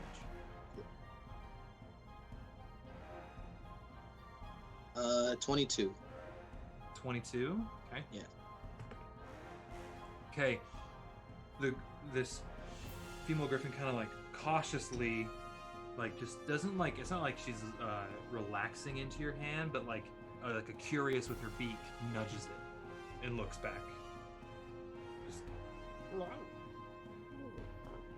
I don't know what sounds griffin to me. Peter. You don't exist. I still have. I could still make an action. Yeah. Okay. I want to cast Beast Spawn. Beast spawn. Yeah, we're Beast dealing all Bond. the cards during Oh, this. beast bond. Okay, sorry. Internet. Beast spawn. I don't know this spell. Could you read it for me? Yeah. You establish a telepathic link with one beast you touch that is friendly to you or charmed by you. The spell fails if the beast's intelligence is 4 or higher. Until the spell ends, the link is active while you and the beast are within the line of sight of each other. Through the link, the beast can understand your telepathic messages to it, and it can telepathically communicate its full emotions and concepts back to you. While the link is active, the beast gains advantage on attack rolls against any creature within 5 feet of you that you can see. Wow. Is this Okay. Griffin? How long does the spell last? 1 moment. Up to 10 Alright. minutes. The concentration spell. Wow. Hell Whoa. yeah. That's Okay. nuts. Now, this is a question. Does it have to be a beast?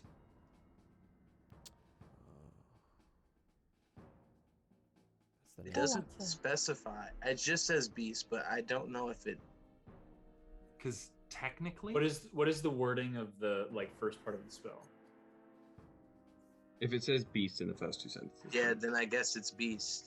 'cause Welcome to the rule pit stop. Yeah, because Ooh. technically, and I would let you retcon and do something else because like I would just I'm gonna say you would know this, just from like your roles that you've had with these things. Griffins are not considered beasts; they're monstrosities. Really? Yeah, which I would assume they were beasts too. Yeah, I guess. I not. mean, Really? I guess beasts are like What's the difference? things that are tangential to real world animals, whereas monstrosities are like hard fantasy animals. Yeah, I guess. Okay. Because like Yeah. what? Like a I don't know. yeah. No, I'm But weird. so technically, you would know the spell wouldn't work. Cool. So I will let you retcon that if you wish. Yes. I love the idea. I just like I'm trying to set laws for myself here. Totally okay. Yeah. With all the crazy Um, things we can do. Yeah. Yeah. Then I'm just gonna try and animal handling. Okay. Just make sure it knows I'm friendly. Yeah. Well, you had that 22, so I think that does the Yeah. job. So it definitely, Cool. it's not. It doesn't know you're a threat, but it is very cautious, and Yeah. doesn't know why. Like you're very close, and this is her nest. So she nudged your hand to kind of you could kind of tell maybe it was a little bit of a test, maybe it was like a warning, but right now you're okay where you are, but you're not sure if you were to get closer what it would be. Okay. All right. Yeah, so it looks like beasts are all real world animals and dinosaurs. And the second you make a crossover into, which I guess were real world Dinosaurs are animals, right? And then the second if it's a dog but it has 2 heads, that's a monstrosity. Like a giant spider, monstrosity. A la But Harry like Potter. Well, that's- a giant eagle, beast. I feel like So- So it's the not actually a- monstrosity verbiage probably comes from the concept of just calling them monsters. Yeah. Yeah. Like, oh yeah. no, we gotta like have like a bit more Yeah. of a technical term for them. So it's not Huh. actually Yeah. delegated It reminds by... me of the conversation about how like a raspberry isn't technically a berry. Yeah. It's But that a banana is. that rabbit hole Yeah. that we Well, don't need to go down. It's all arbitrary. Yeah. So maybe Yeah, in this, since it's the rules, I'm creating borders for myself right now that you guys have to answer to. So it is a monstrosity, not a beast. Okay, that is the end of your turn, Ryujin. Yes. The bandits are dead. Ember, what do you do? I mean, we're good, right? We can leave now. Well, I turn to the birds and say, everything's fine. We were just helping out, passers-by. Have a good one.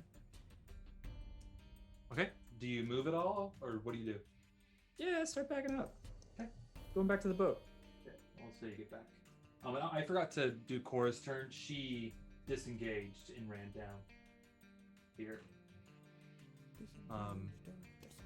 Okay. All right. And then Ember's in the skiff. Now we go to Lilith. What do you do? I'm going back to the boat. I don't care about these birds, and I just want to get away. Okay. I'll just put you back in the skiff. It's technically not a boat, but bananas, whatever. Now it is the two griffins' turns. Okay. So the male griffin is then going to kind of flash his big, beautiful, colorful wings and fly up, and it's going to land here in a get back there, you. In a defensive stance, back here towards the nest. And they're both just kind of like they're creating like a little barrier around their nest. Now we go to Kallias. Your turn. I am going to sort of wave at the griffins from afar while I try and take some rations. I assume we have rations, and I am going to try and like tear pieces off of the rations with my new teethies before they go away. Ew. I'd like to see how it feels. Your teethies are there for an hour. So, my lips. but you don't know that, so that's true. You get stuck on my teeth. Yeah, you're more interested in your new teeth you have. All right, cool. All right, Kallias, that's your turn. You're in the skiff. Now it's Hugh. Hugh is going to head back and get into the skiff. And then Leonidas, what do you do? I'm gonna move the echo into the skiff and then teleport into the skiff. And as soon as I get there, I'm gonna look at everyone and go, I can feel myself becoming lazy with these things.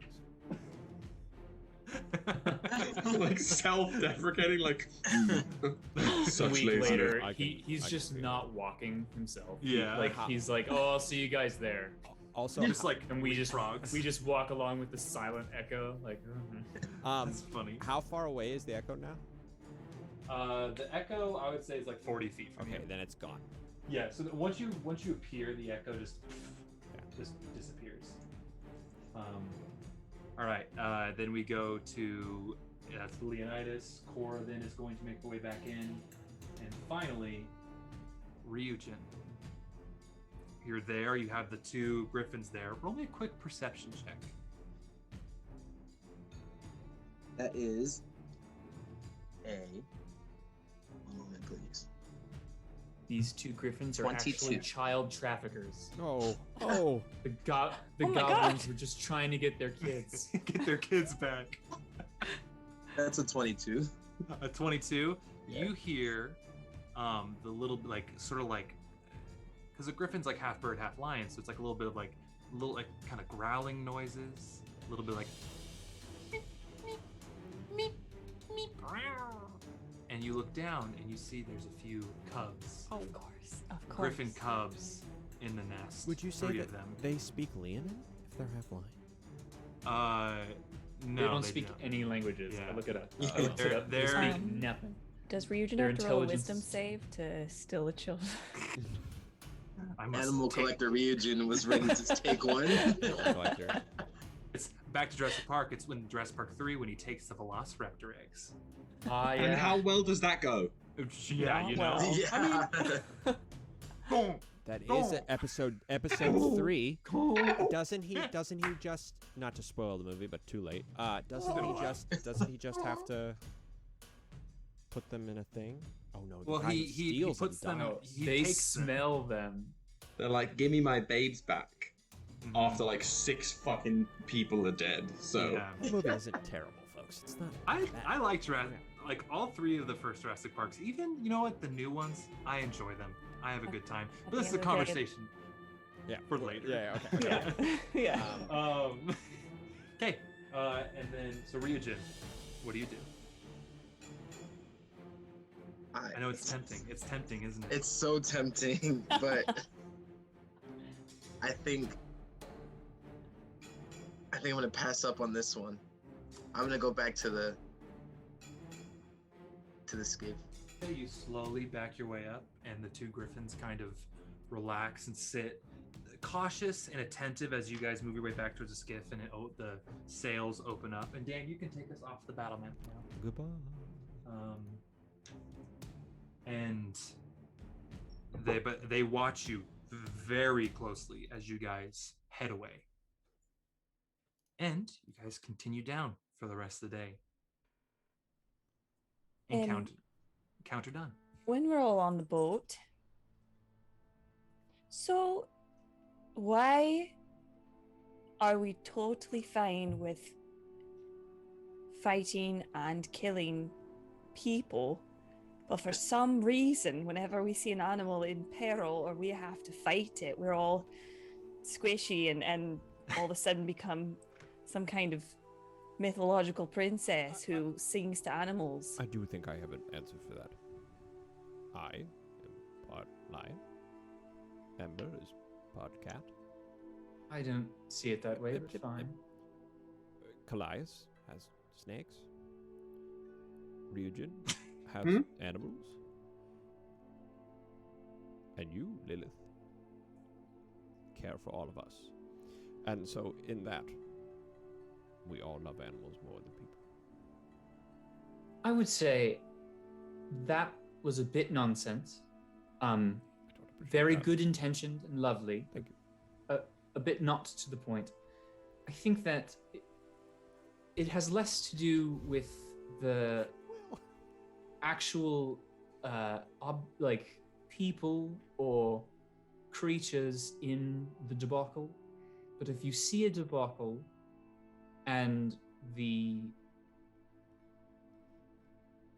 winning side is the perceived bad side, perhaps you help the good side. I don't know. They just wanted the fucking eggs, and they were going to take the babies, and they were like, fuck those goblins, fuck them. And with great power comes great responsibility. And the way I see it is, each of us have a little bit of animal inside of us. The people haven't sinned yet. What is going on, Will? Speaking of, there was one mistake we did make. I feel as if before we left, we should have burned the dead bodies of the goblins that we killed. Why? Oh, because they might have 'cause, come back. I recall a certain encounter with lions that Oh, we re-encountered. We're still there. Oh No, you guys are. We're You guys are. gone. no, we're Yeah. gone. Yeah. I would So I almost say certainly in the expect them to be future- undead goblins. Kallias, In the future, as we kill beings, we should probably Burn make them. sure they Burn can't come back. Just a real quick question. good point. Kallias. Yes. You got something going on with your teeth. Now, I'm not one to really. Did you notice? I did. Please don't bite any of us. I wasn't planning on it, but how does it look? You look a little evening with A the little what? vampire. Have you ever seen that movie or that play, The Evening This with is- the Vampire? Not a word I am familiar with. Oh, well, it's an okay movie. That's what you look like. No, it's not bad look, Kallias, but I don't know what happened to your lips. Me neither. Well, the mouth is a little too small. Sometimes my lips get stuck on my teeth. Think it looks weird, but I can't help it. There's not a lot I can do about it, I'm afraid. It just sort of happened this way. I Well, At ask least you again. look happy. You look very happy, and I that's feel happy. Well, there you It go. feels kind of nice, but it is also a little bit painful. right. All Hey. right, onward. Onward.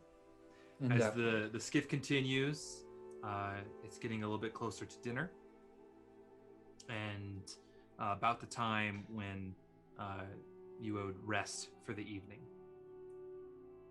So, who, just to sake of brevity, wants to take first watch? I'll do it. Okay. Ryujin, roll me a perception check. Por favore. 18. 18? All right.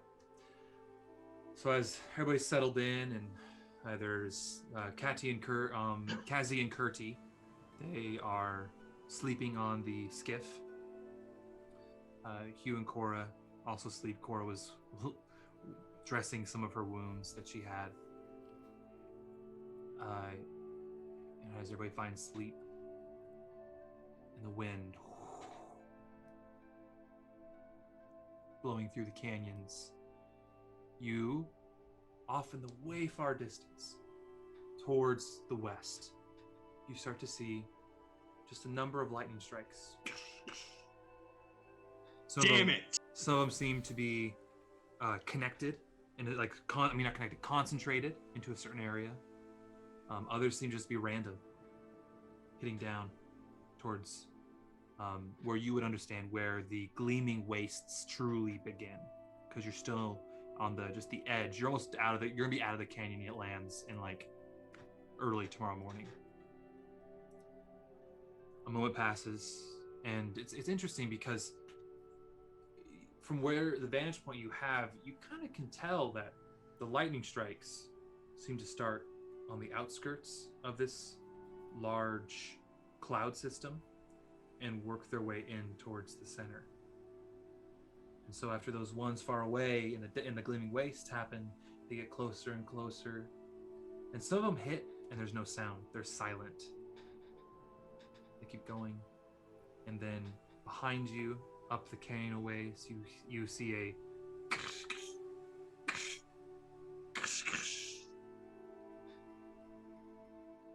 and they continue. Other than that, it's a quiet night. Who takes next watch? I can take it. I've been meaning to ask this. Ryujin, remind me, are you elven blooded at all? No. Full human. Okay. Then I will take third watch, maybe?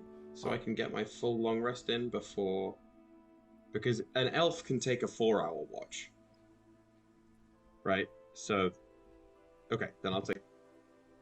I will take the next watch then. Leonidas, roll me a perception check.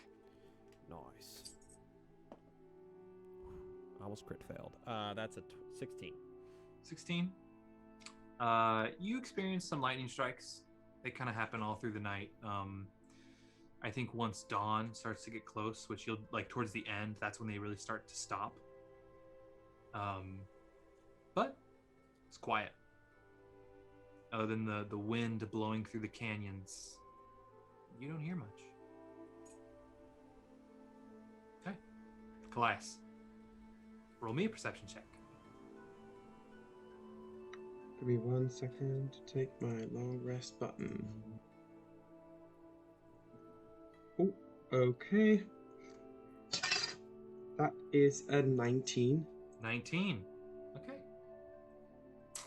As the sky starts to brighten ever so slightly, the miasma seems to keep a darker hue to the sky, but you feel ever so slightly rumbling beneath your feet. You're not sure if it doesn't feel like it's directly under you, but there's something shaking the earth beneath. Like, is it rhythmic or is it just like a tremor? kind of Tremor. constant tremor. More of a tremor. My EBS. What? IBS, I think. IBS? Oh, IBS. Oh. Oh yeah. Uh, It was the Spanish E. Oh. Is it oh, getting? oh. Is it getting more and more? Is it ramping up at all? No. You just. So it's just for the 4-hour watch. It's just like a constant like. kind of no. It's not like it comes and goes, but it is the other than the sky. No lightning strikes on your watch. Okay. It's just the constant of what's happening.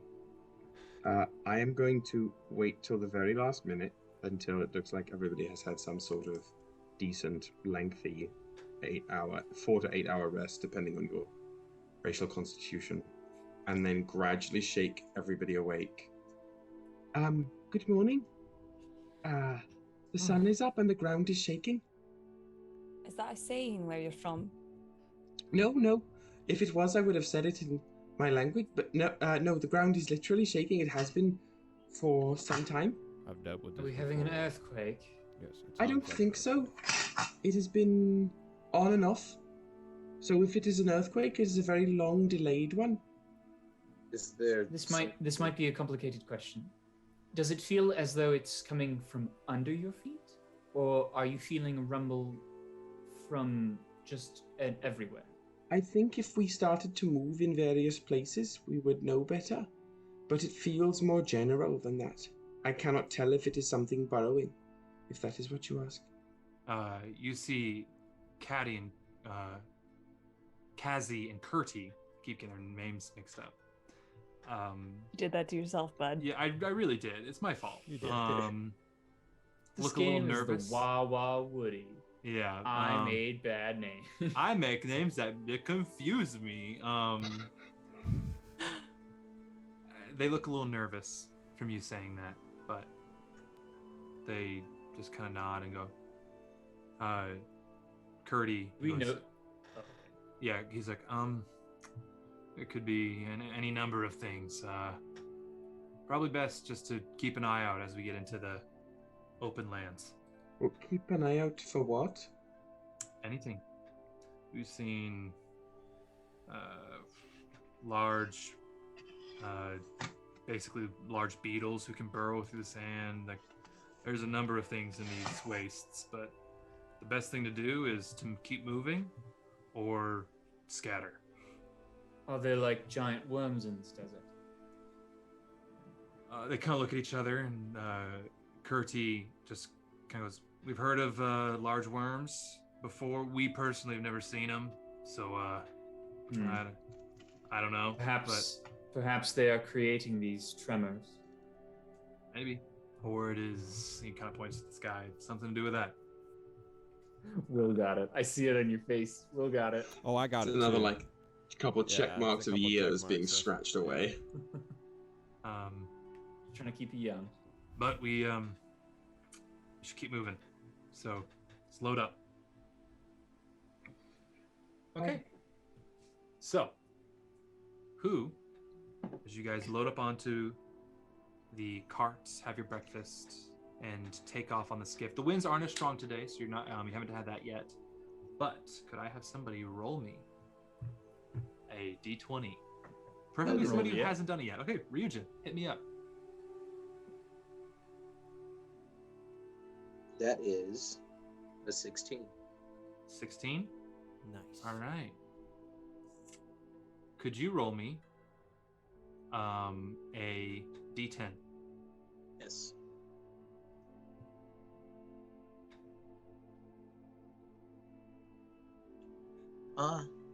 Six. 6. All right. You guys make your way through the canyons, and as you open up towards the Gleaming Wastes, you see the canyonlands like abruptly end almost. You see like the wall that's kind of formed of these canyons on the edge of this grand desert, and you see the vast dune sea in front of you. You guys continue down. Kazi and Kurti, kind of like almost carve their way between the dunes through the like almost the natural roadway that can cut between them. Everybody roll me a perception check.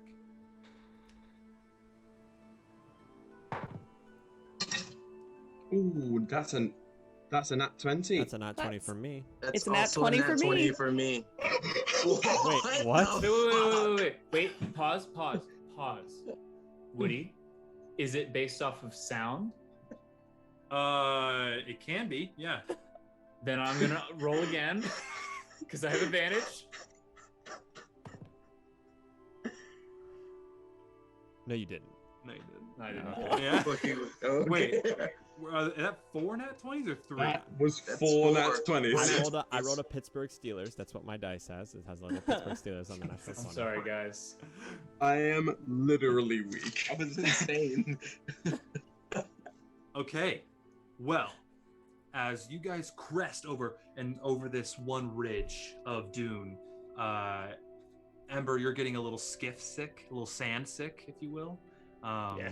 But you still see it. What'd you get in total? I rolled I think I rolled like a little bit. Oh, fuck. I forgot. Was it above a 10? I rolled, yes. Okay. Very well above 10. And then, yeah, even if you're like above 10, you will see this even with all those natural 20s in addition. You guys, as you crest over this and kind of like, it's just a second. But as you guys crest over, you see this large purple body cresting over a dune I didn't think we were good. in front of you. And that's where we're going to take our I break. gotta- Oh my Where goodness. we all roll nat 20s. Someone Oh. someone in the chat thinks that it's a 1 in 80,000 chance that would happen. No way. No, Well, I don't think so. Juice Box It- was saying one. It would be It's 4 in. I believe it is a 4 in 80 chance, which comes down to 2. What is that? I was bad at 2 algebra. and 40. 2 and 40. 2. Yeah, I believe it's 2 in 40 chance. 1 and 20. Right, unless it's exponential, in So which case then it's a big. It's a big conversation of like once you start saying like, okay, each time you roll a die, it is 1 in 20 that it'll get a 20. Have any Every math majors time in the that's chat? the same. But then once you try to like say like, okay, well this person will roll the Right. 20 and this person will roll the 20, then you start getting into some shit that like makes the probability harder. I think it's less. probably more nuts than 2 in 40 for sure. Like Yeah. that was insane that happened. Like I'm gonna take a picture of it. That's funny. Okay, so, but as you guys crest over this, you see this gargantuan purple worm Uh-oh. making its That way fucking through the sucks. desert. that's a big old. We're gonna do our giveaway right now. Yes, so everyone who wants to participate in the giveaway, if you type the word violed, and we'll post it as Bards of New York so you know how to spell it. It doesn't need to be capitalized. Just do it once. You will be entered into the giveaway, and then we will draw at the end and announce it when we come back from break. Anything else we need? Oh, but let's hype up Violed first so that you guys Yeah. know what you're gonna win. So you have the chance to win 2 one-shot torches of your choice of flavor. And the one-shot torches are like smaller candles, so you can sample 2 different things and see what scents you like. And if you go to their website, which is violed.co, you can go and look at all the They're in our chat right now. Yeah, they are. They're also guys. you can go onto their website, look at all their cool scents and all the cool lip balms they have. They've just created this really awesome family of products that is not only nerdy but it's classy, which is really nice. And they are local. They're from Long Island, or as Woody says, Long Island. Long Island, Strong Island. That's the one. I worked with a bunch of people from Long Island in a show once, and that's what they would always say to each other. It's a strong island. I don't so hope that's not offensive. you have a chance to win 2 one-shot torches from the lovely people at Violed. Our good You friends. just need to enter the phrase Violed in the chat just once. More than once, you'll be disqualified. and we will announce the winner after the break. Oh, and it's case sensitive, no caps. Yes, no caps. I will just- send it as Bards of New York so you know what it looks like. Yeah. So I'm so excited. They have one fun Are candle we allowed to that I par- can't wait for them Are to we get allowed to back. participate? Yeah, are we allowed to? I mean, sure. Not saying Yeah. that we're Why not, watching right? this. Like, Why not? Okay, we're gonna take a break. We'll be back in just don't about at 8:20, and we will announce the winner at 8:20. If I win, if I win, I'm giving it to someone else. So. yeah. Yeah, same. All right. All right. Fuck Alright. y'all.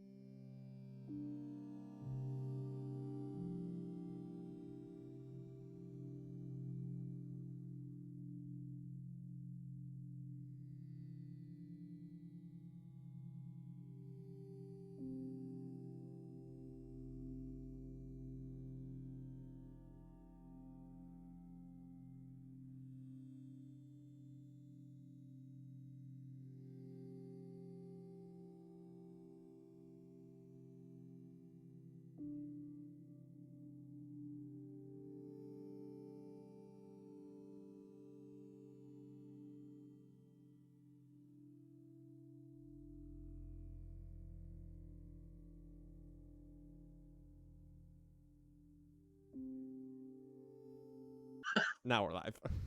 Can I get a, oh yeah? Stop. And, Oh yeah. All right, folks. Hey, we all saw congratulations to Shakira. Great song. For winning the giveaway. That is awesome. So we will get in contact with you about the further details of how we get that all shipped to you. So congratulations, everybody else. Hype up Shakira for the win. And there will be more giveaways in the futures for those of you who aren't as lucky as Shakira. However, Just not as lucky yet. not yet. Thank It's you not as again. lucky as yet. Thank We're you gonna- again to Vile. Yes, Yeah. and Hannah, you want to hype up Vile before we start up again? Yeah, I just want to talk about, well, because Bards of New York, like one of our things is we want to showcase local artists in like the New York area, and Vile is one of those people. And not only are they just like lovely humans, they also have just like really cool shit on their website. They've got these candles, torches that come with a like your own little die. And then they've got Maiden's Kiss, which is their lip balm line. So you can, when you're playing D&D, you can have a candle scent. You can put on your Maiden's Kiss lip balm. They have matches. And then also on their website, they've got this section called Journal, which has really cool articles about how to immerse yourself more when you play D&D, which is lovely, or how to reuse your little receptacles afterward. And I think y'all had really cool, like a TikTok video or something on how to do it, and it was very engaging. I thought it was so cool. Wait, Vile's on TikTok? I think you are, or it was on Instagram. Oh. Well, either way, Jay, let us know if it's TikTok or if you're on both. if you got a TikTok, I gotta follow you. Follow them on Instagram. Go check out their website because it's wonderful, and their photos that they take are beautiful. Just really talented individuals creating some really great art, and we want to support them. We want you all to support them, and hopefully this is the start of something really cool where we can do more stuff with them. But go throw your support their way, and you know, it's like, it's not an Amazon thing. It's a small local business and super local to New York City. Mm-hmm. I could just talk about how great Viled is all day, but go check them out. Instagram, their website is viled.co. Lots of love to you, Yeah. Viled. Thank you Again- so much for partnering with us. Yeah, thank you so much. And everybody, and again, congratulations to Shakira. Shakira. Oh, Also- baby, when you talk like that, man. You need to sing it, right? That's literally how this... Oh, okay. We will message you, Shakira. I BFA in musical theater, everyone. details. No, Woody has. Nah, bro. Yay. Nice. Nah, bro. Bruh, come on, man. I got that bar. Okay. So now that we have that wonderfully taken care of, let's jump back in. So, as you guys have crested over this, you see the large, twisting purple body of this purple worm burrowing. It right now it is on the you see like the tail end of it burrowing into the sand, kind of a good like I would say 100 yards away from you, kind of to the left. And immediately you see Kurti go, "Oh shit!" and then like pulls the rudder, and you guys veer to the right to kind of cut hard up over another ridge and try to ride it down.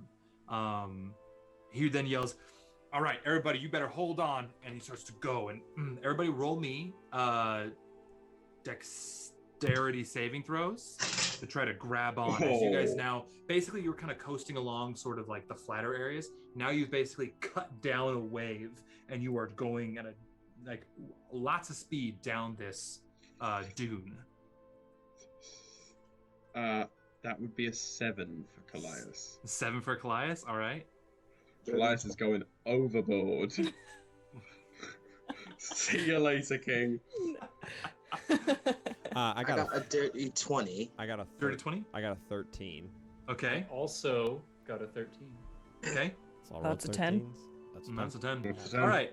So everybody grabs on. Kallias, however, you kind of trip and stumble. By the way, your fangs have now retracted since. Yes. I Just so you are aware, you're gonna just kind of hit your head a little bit. You're gonna take a little bit of bludgeoning damage.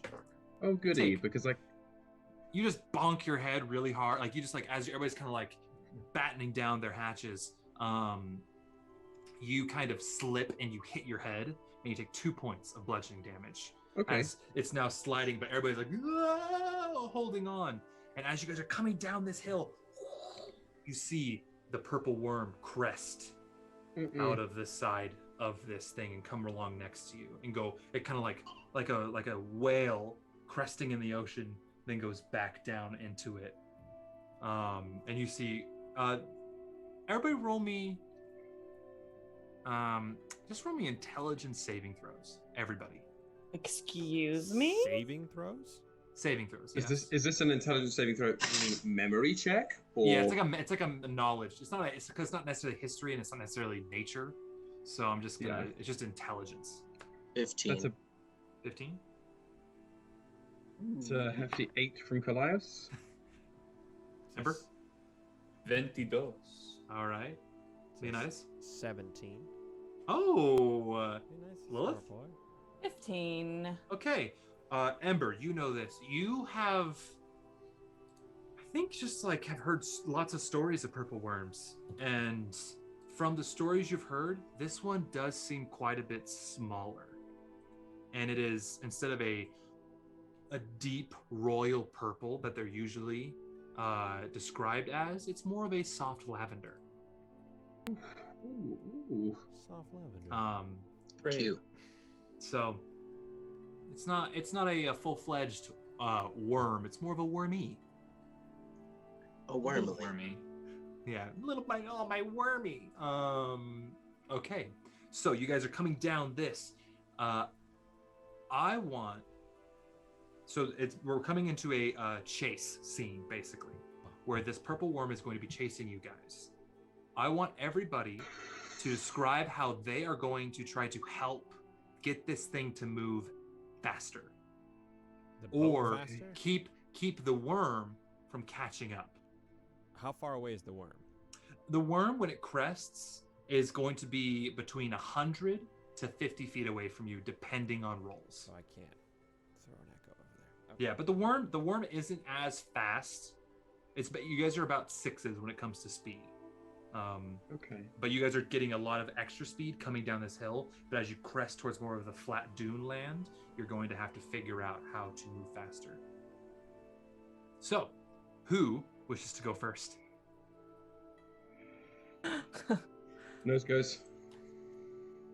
Oh, that was Kyle. Kyle. I mean, y'all picked the wrong fucking warlock. I don't got nothing. I don't got nothing to do.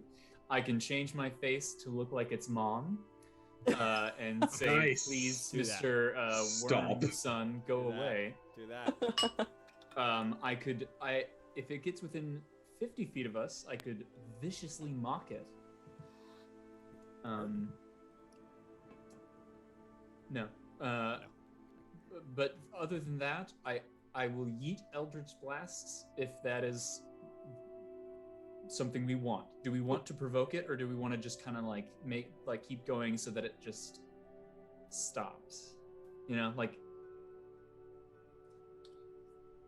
perhaps if we just keep going but don't engage it, maybe it'll just kind of like lose interest. But if we like actually attack it, it's gonna be like, oh no, you motherfuckers.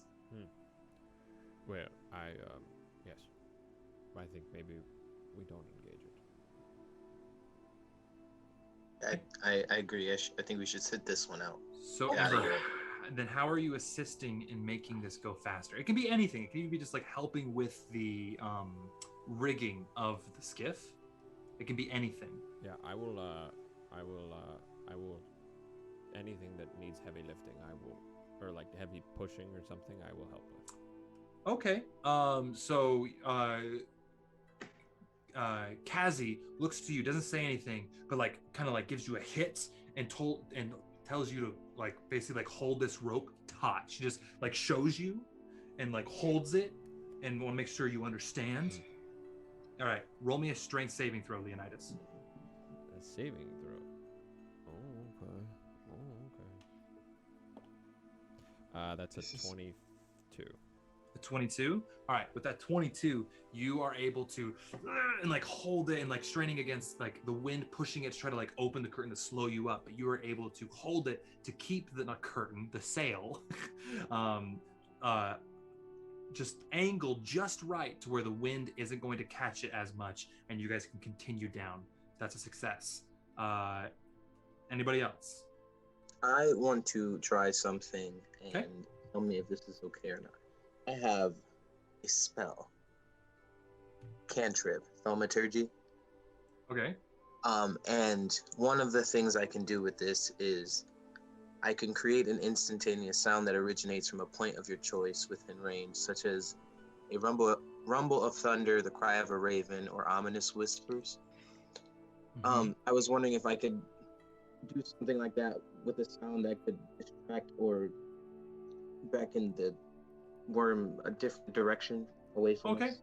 I'm gonna have the wormy roll an insight check against your spell save DC with this. Then it is going to have advantage because it is only a cantrip.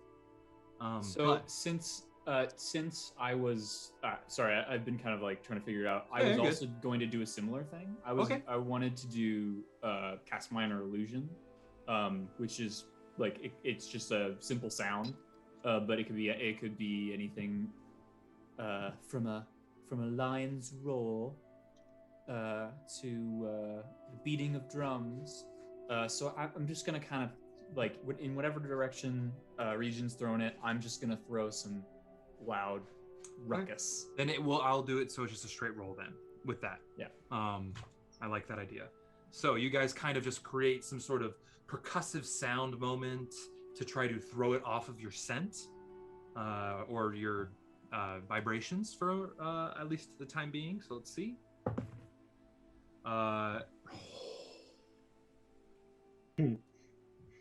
Crit fail. Oh, Oh, okay.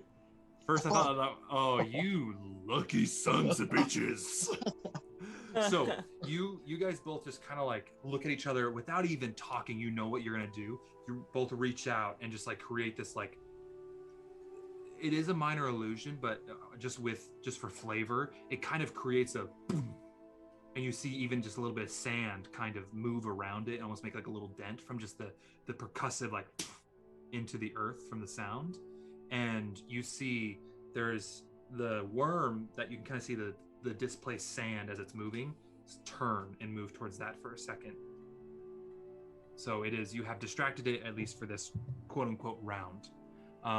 Hugh then kind of looks around, and then you see his like he just throws up his hand, and out of his hand shoots a hawk, and it flies, and his eyes go white, and he is going to roll a perception check with his familiar. He's working. Oh, He's bargain. I'm not rolling well with that die. I'm putting that one away. That was a 2. But with the hawk, that's not bad. So Hugh's currently looking for a place of safety right now. That's what he's doing. His was a failure, but that is what he is doing. Anybody else? Is the purple worms, light lavender worm still just sitting there, or is it? It's kind of it's changed course towards that percussive sound that happened, and now like it's like about to meet it. You get the sense that maybe once it gets there, it may then turn back towards you. But it's kind of like it was going straight. Now it's taking a hard right to go see what that was, and that's what it's doing right now. I am just going to keep it on the track then. I'm going to use prestidigitation to make a little like rumble in the same area. Okay. Okay, this one's gonna have advantage. I mean, this will be. They will have advantage to resist it because it is a cantrip. Sure. So. Did crit fail on the last one though? Thaumaturgy's cantrip. It rolled a 19 and a 20. on this one. Makes so sense, You just okay. kind of like you create like these like snapping, popping, kind of like to try to like continue the trend because it's like, oh, that worked, but it's not. The sound waves aren't strong enough to create an impact in the sand. So you guys see once it passes that first impact point, it starts to turn back towards you guys, and the sand getting displaced as it moves closer. I believe Lilith, you haven't done something yet. I have no magic and no ranged capabilities, but I can climb. So I'm going to climb to the top of the sails to see if I can spot anywhere we can pull off to hide. Okay. Roll me a perception check then. Dirty 20. A dirty 20. All right. So you kind of like you're able to kind of climb up to the. It's very. It's not like a crow's nest. It's about 15 feet up in the air with the sails. But you're able to see as you guys are coming down, kind of across this small valley of sand. There seems to be where the sand has shifted, a rock outcropping that exists that you can maybe find some solace in. I look down from my place on top of the scary, windy pole and point, is Cora steering? Is it? Kurti is. I tell Kurti what I've seen. Okay. He nods and then he just kind of takes the rudder and the skiff and heads towards it. All right. Cora then, you see Cora see where the worm is, and she takes out her scimitar, and you see her cut a deep, deep gash into her arm. She's gonna take a bit of damage. I believe. Yep, D4. Yep, a D4. Okay, she only takes 1 point of damage, so that's nice, but she does amplify it. Wow. That is, but like she's holding this action. You see this like the blood that she cuts from her arm come up her wrist and hold in her hand is just twisting and twirling into her hand, and she's like just like straining and holding it. Next round, you guys are now hit the valley and you're moving forward, and the worm then crests, and it's a little bit faster than you guys. It's gaining on you. It's about, at this moment, 60 feet away. So who's next? Who wants to do something? I can try something. Kallias. The worm is breaching. Yep, it's now a la the crate dragon. It's coming out of the sand now, and as its maw open, it's like almost like spinning. You see all the teeth. Like, So it's facing the boat? yes. Then I am going to run to the back to the stern of the skiff, Mm-hmm. and whip off the hood and try and just catch its attention and try and stun it for however long I can. What's your range on that? If it means I wait there till it gets close, that's what I will be doing. Have we decided a range or anything I can see? Well, there is a range, I believe. There's a will. Stunning, guys. Stunning glare, that's what it's called. Okay. Right then. Oh no, there is no range for it. The range is sight. And A target you gaze at a can see. target, you can see there's like the width is like the width of my eyesight, so that like width of it is like 15 feet. But as long as they can like perceive me back, then that's Okay. Well, then it's going to roll a save. That's What's the save? bonkers. it's probably something it's good at. It's a con save. Rolled a 5, gets a 16. Oh my god. Oh my Come God. Come now. Okay, so that if I was not level 3, that might have done something, but I'm pretty sure that it does beat that. Hang on. It does beat me, rather. Give me Jesus. 1 second to check. A plus 11 to it. That's Yep. such. It's a thick with 4 C's. Yeah, so my save right as of today is a 14. 14. All right. Okay. Good. Can I use my Tides of Chaos to give it disadvantage? You can. Yeah, you're gonna I'm have. You're going gonna to. have. I'm gonna make you roll me again on that table, though. Okay. Yep. All One right. day you will Disadvantage. turn I'm into a rolling. potted plant, and I will be satisfied. What did it get? You know what? It rolled a 5. I didn't think it was gonna roll lower on the second one. Rolled a 2. Gets a 13. Literally the lowest roll except a crit fail that it could get to fail. So it's stunned for the it's round. paralyzed. What? Paralyzed or stunned? Stunned. What's the You're not difference? paralyzed. You haven't got to that point yet. I'm pretty sure. Stunning them, stunning them, stunning them. Stunning, yeah. There's still baby snakes. So you pop off your hood and your snakes just all hiss and show their fangs, and this worm. Wait a second. Does the worm have eyes? Does the worm have The eyes? qualifier is that it can see me. Yeah, but Yeah. So if it I has think a they have- sight they- sense, They have tremor sense. They have blind sense and tremor sense. blind sight, Blind sense. Blind sight. blind sight, so they that- can see me. It doesn't have eyes. I mean, let me get spicy with it. Ooh, we're gonna pull out the rules. Welcome to the third rules pit stop of the night. Rule pit stop. That's a new Ladies thing. and gentlemen. Everybody, hype rule pit stop Thank in you the for running chat. the rule pit Okay, stop. okay. If you'd like to, get yourself a snack at the rule I'm pit gonna- stop deli. Uh, And a hush went over our party.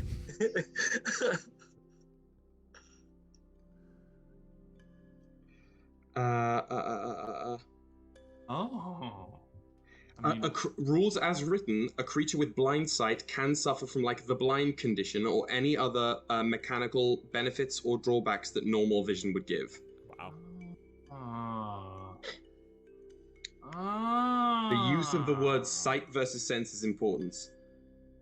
Yeah. Okay. Then, as long as that's the case. Wait. I'm just gonna. But it doesn't see. Well, It has when you have blind. when a player character has blind sight, you get the toff vision, right? You get the Yeah. the things of it. And I mean, Yeah. it depends. I guess actually, Woody, it's more of a question for you than a rule book. If you want to go forward and say that blind sight is like unaffected by things that would affect like sight. Would Daredevil be defeated by Medusa? Oh, now we're getting into that. That the question He is, can would Daredevil, see- if given a 5e rulebook, be defeated by Medusa? And Yeah. rules as written say yes, but rules as the DM qualifies is it's up to you. Daredevil is not fully blind either. That's my because like I don't want to give too much away, but like what we've based your curse Mhm. on, I believe there's workarounds where it's like if you use a mirror, like kind of mythology based, Sure. and so where you Sure. aren't looking at it directly. So with that entailed, I would rule it does not work. Then I'm good with that. But I'm good I with was that. so good, and the rolls were so on your side. Ladies and gentlemen, that has been the rule pit But stop. with that, it's going, since it was just such good rolls, it's going to influence something in a bit. Okay. So hold up. I'm gonna roll the table now because roll I your did table. do Yeah, the roll thing. your. Let's pull it up. That's an 84. An 84. Oh boy, which one's this? I want the one where he just like. Each creature within 30 feet of you takes 1d10 necrotic damage. Which notably is everything except Except the worm. Except Yep. the worm.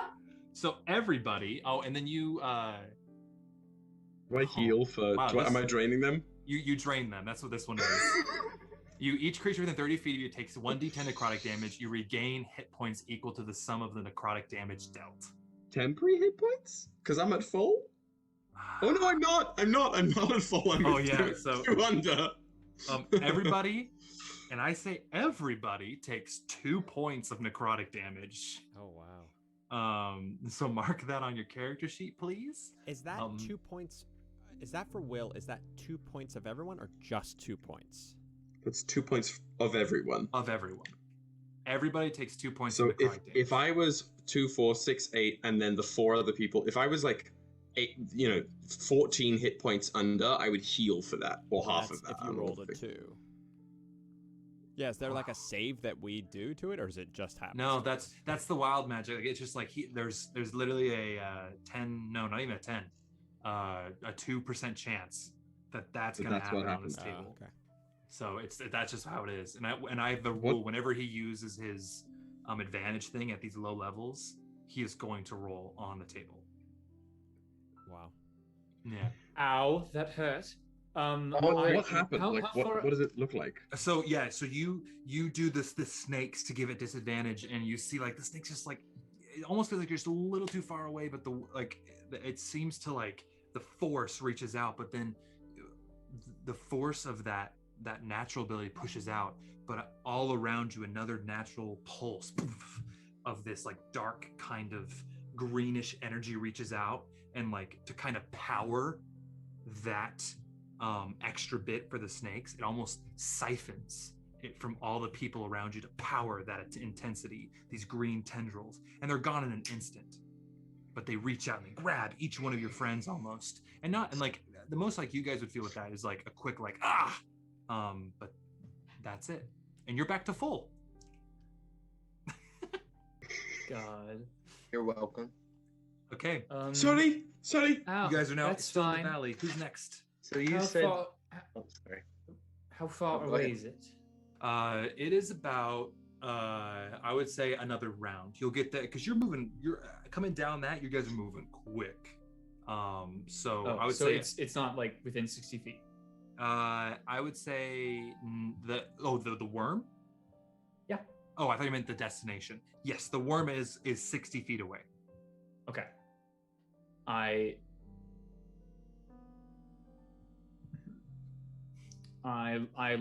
walk to the back of the skiff. I look at it and I say, "Hey you! Big and ugly. Fuck you, man." That's it. That's it right there. And I cast Vicious Mockery. Okay. What's this? Wisdom save. Okay, cool. An 11 Fails. fails. Wow. Okay. All right. He takes 2 points of psychic damage, and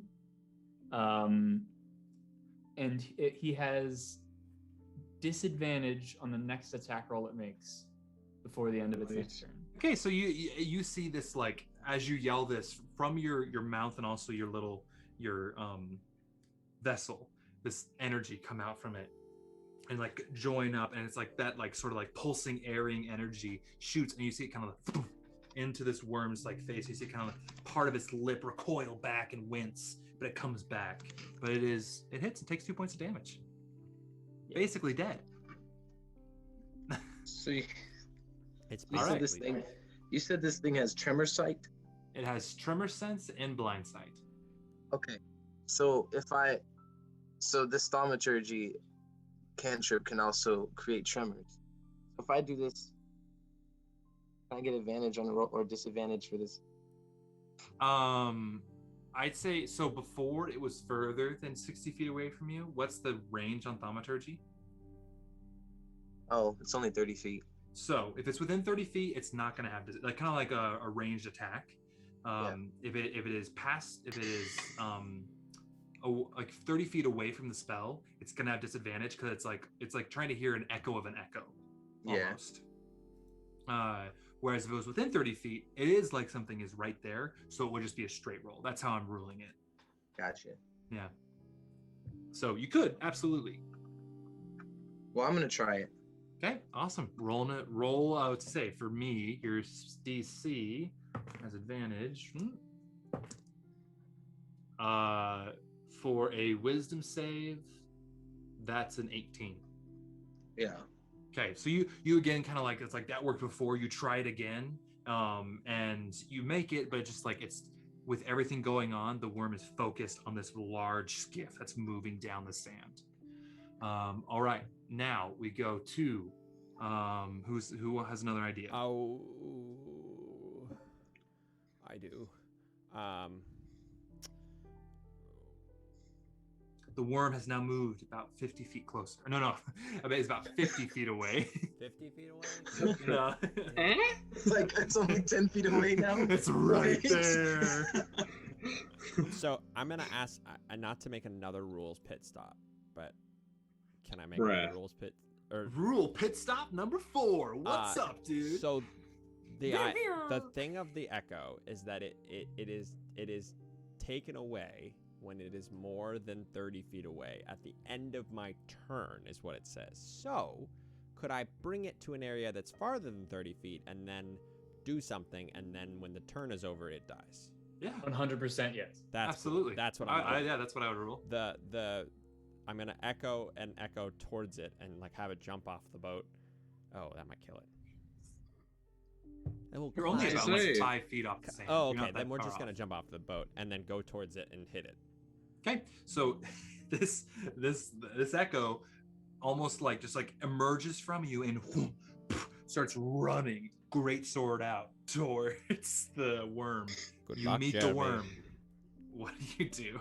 I just hit it. I don't know. Okay, roll an attack on the worm. So is it you from another like timeline, or is it you like from like a quantum sense of like probability? Let's not get too Mr. Yeah, Meeseeks well, with not- this, because well- that gets like really dodgy. Yeah, I'll yeah. explain. Ethically. Because that's what I was about to say. I was I- like, this is I think, kind Kyle, of fucked up. yes to both. Wow. Good, great. It's. I'll explain more the way I think of it later. Yeah, I can't do it right now. So that's a 10. Oh, 10 to hit. You, as it's going through, goes to swing that great sword, and just like at the minute the worm impacts the echo, just into its. Hey, can essence. at least Goodbye, Jeremy. its essence like kind of do some damage to the worm? It didn't beat the armor This class, is- so well, nar. I think the version that I think of it is to like I think it's that it's an idea that I was about to say Vaxel. The idea that Leonidas has that what if I did this, and then that's the thought of it, and so my Like in Bill and Ted when they need to get around the Nope, nobody. Did I lose No, everybody? I I've want never you to seen finish Bill and this. Oh, yes. Like in Bill and Ted when they're trying to get the their dad's keys so that they can unlock the prison where Abraham Lincoln and all of the other historical figures are. They go, well, what we should do is like after this, we'll go back in time, and we'll set up a tape recorder right here. And they're like, oh, we got to remember to do that. And then it just kind of like happens. Yeah. It's I think Yeah. of it that way.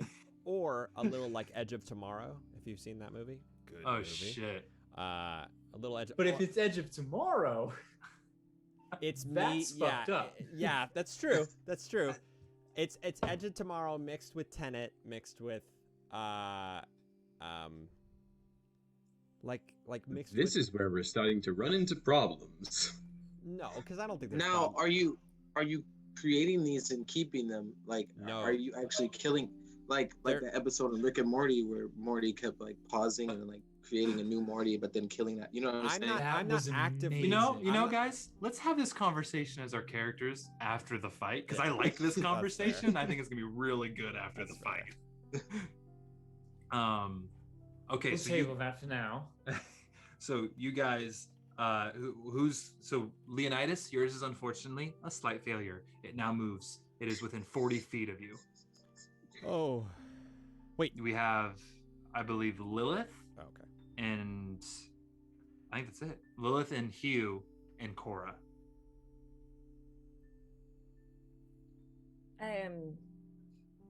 I go down and help steer. Okay. No.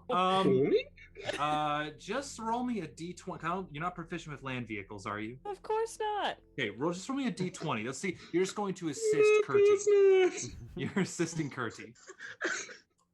Okay, I have an idea. Okay. Oh, sorry. I love ideas, but let's do Hannah's first. 14. A 14. Okay, you see Curdy just trying to strain because like this skiff really isn't made to go this fast. So you like there's parts of it that like he's just trying to like What hold do you it mean? and keep it from like it from completely shattering from the speed. And you assist him. So you're able to kind of, and that is considered a success. So it only gains 5 feet on you. Oh, great. Yeah. So it is 35 feet away. Ember, you said you had an idea. I'll let you do a second one for an idea. Oh, I'm sorry. Well, if we're still going around. Unless I think everybody's done one now. Everybody's done their number 2, right? Yes. Yes? Yeah. Okay, so Ember, Yes. because Cora is holding hers and Hugh is looking for safety. So. Well, wait, then isn't it Cora's turn? No, she's holding hers because it has to be within a certain amount of feet. Oh. So how fast are we going, just logistically?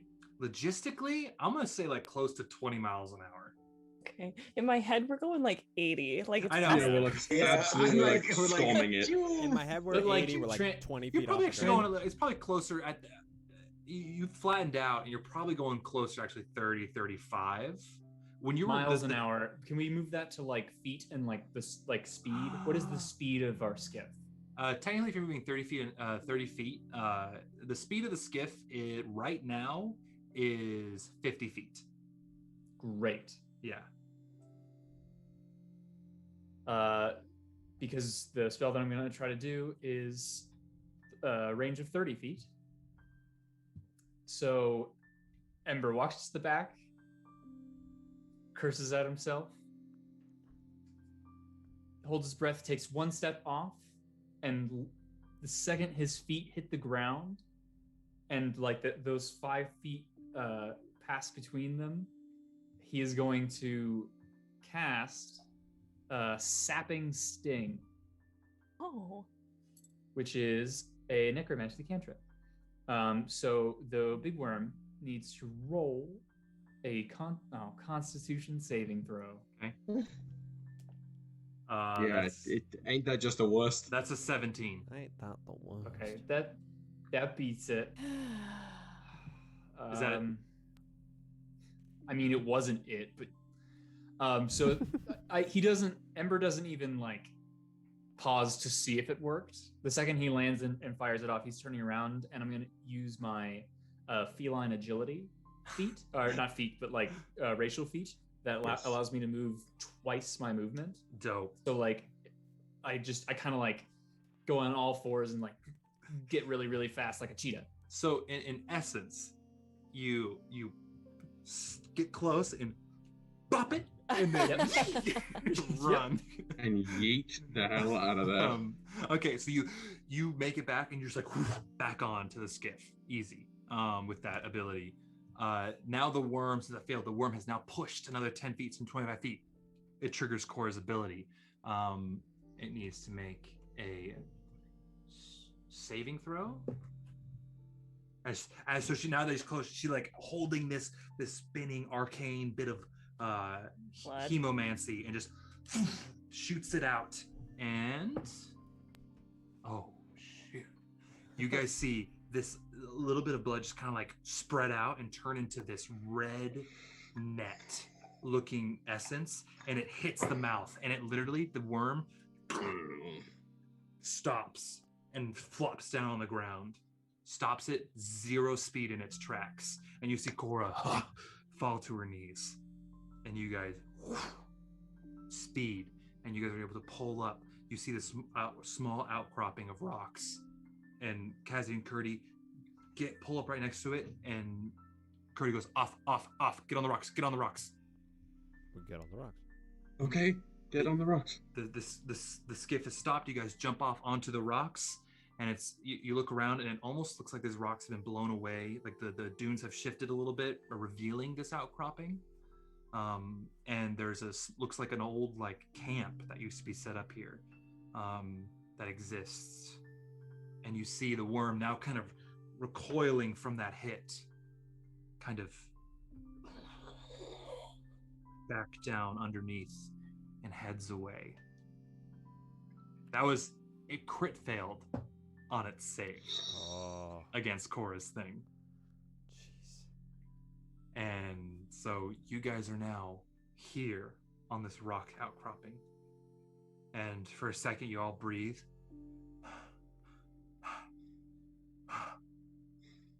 And then Kazi and Kurti look at each other. And Kurti says, let's take lunch.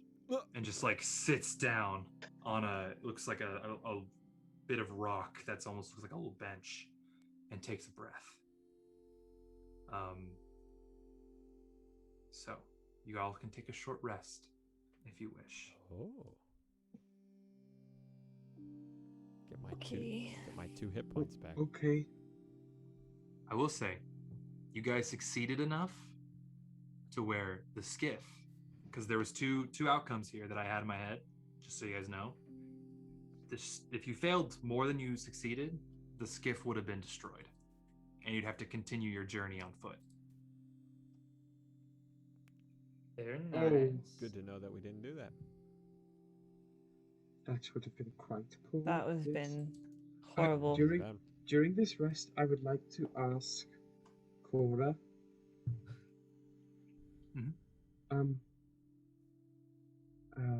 I think it's Elven that we've spoken to each other before. She does. So Primordial is what you spoke before. I knew there was a reason I felt comfortable with Korra.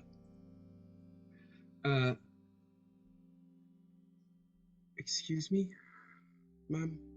I have seen you do this a number of times. Some kind of magics that you cast, and it is unlike anything I have ever seen before, save for something very rare that only my priests were able to do. What is it? She takes a moment, kind of bandaging up her slice, and as you look at her, you see lots of scars all over her arms, her kind of along her neck, her chest. It's really I don't know necessarily what it is or what it's called or the arcane mysticism bullshit behind it. It was an ability I was able to use since I was young, and my father, he figured out how to use this ability to trigger and kind of points to her head and says, visions. So I didn't ask for it, but in time I've found ways to make it work for me. But I don't know too much about it, to tell the truth. It's something I don't necessarily like about myself. There is no reason to disparage it, given how many lives it has saved today. I see that it might cause you a great deal of harm, and if that is a burden you wish lifted, then I understand, but it has brought, I speak at least for myself, it has brought me another day of life, and that is something I will not soon forget, though I am sorry for the way this gift found its way to you. She looks at you for a moment, not saying anything, but you see appreciation is a strong word for it, but she just kind of looks at you and thanks, Kallias. I appreciate that. And she kind of reaches over. She has a wineskin that's kind of slung over her, and she takes it off and she offers it towards you. Yes. Oh, Yeah, no. yes. All right. No. Anybody else want to do anything as you're taking the short rest? I'm gonna teach my dog another trick. My wolf another trick. Forgot you have this little pup. Yeah. Okay, roll me a animal handling check, por favore. And what are you trying to teach it? What action? Fetch. Fetch. And that was a natural 20. Okay, yeah. So I don't even have to look up the DC for it. Yeah, you're able to kind of on this. So there's these various rock outcroppings here, and there's like kind of a long kind of strip of one that exists.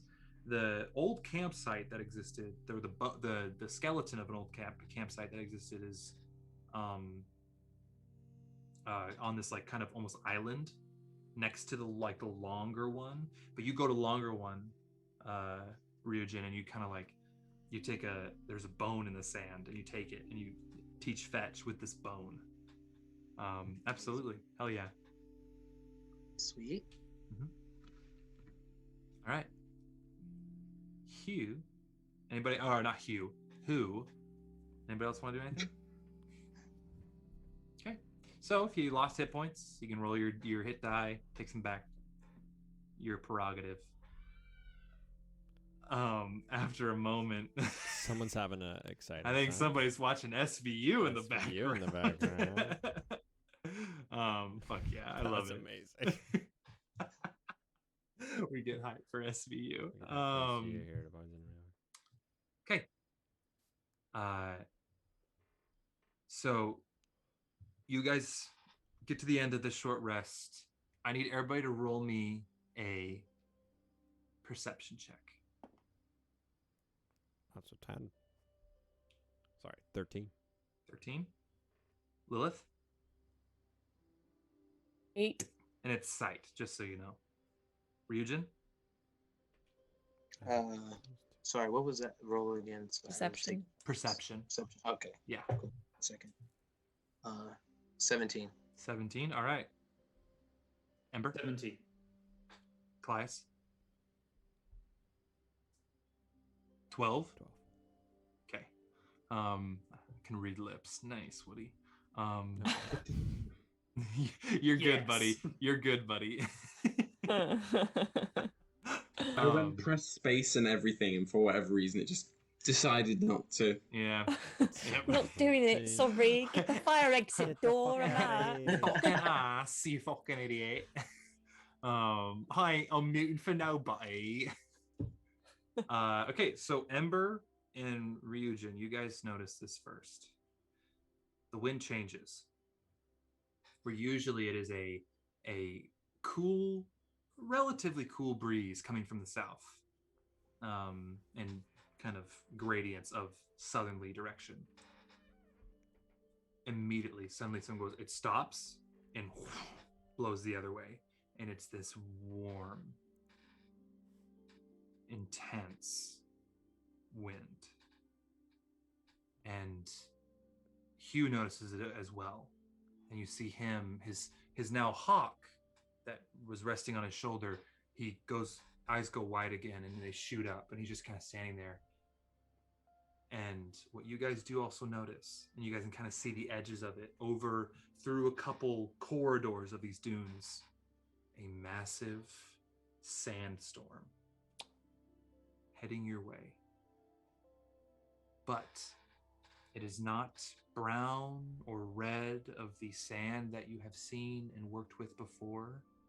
It is sand from the seraphic tear as it blows towards you. Don't you dare say it.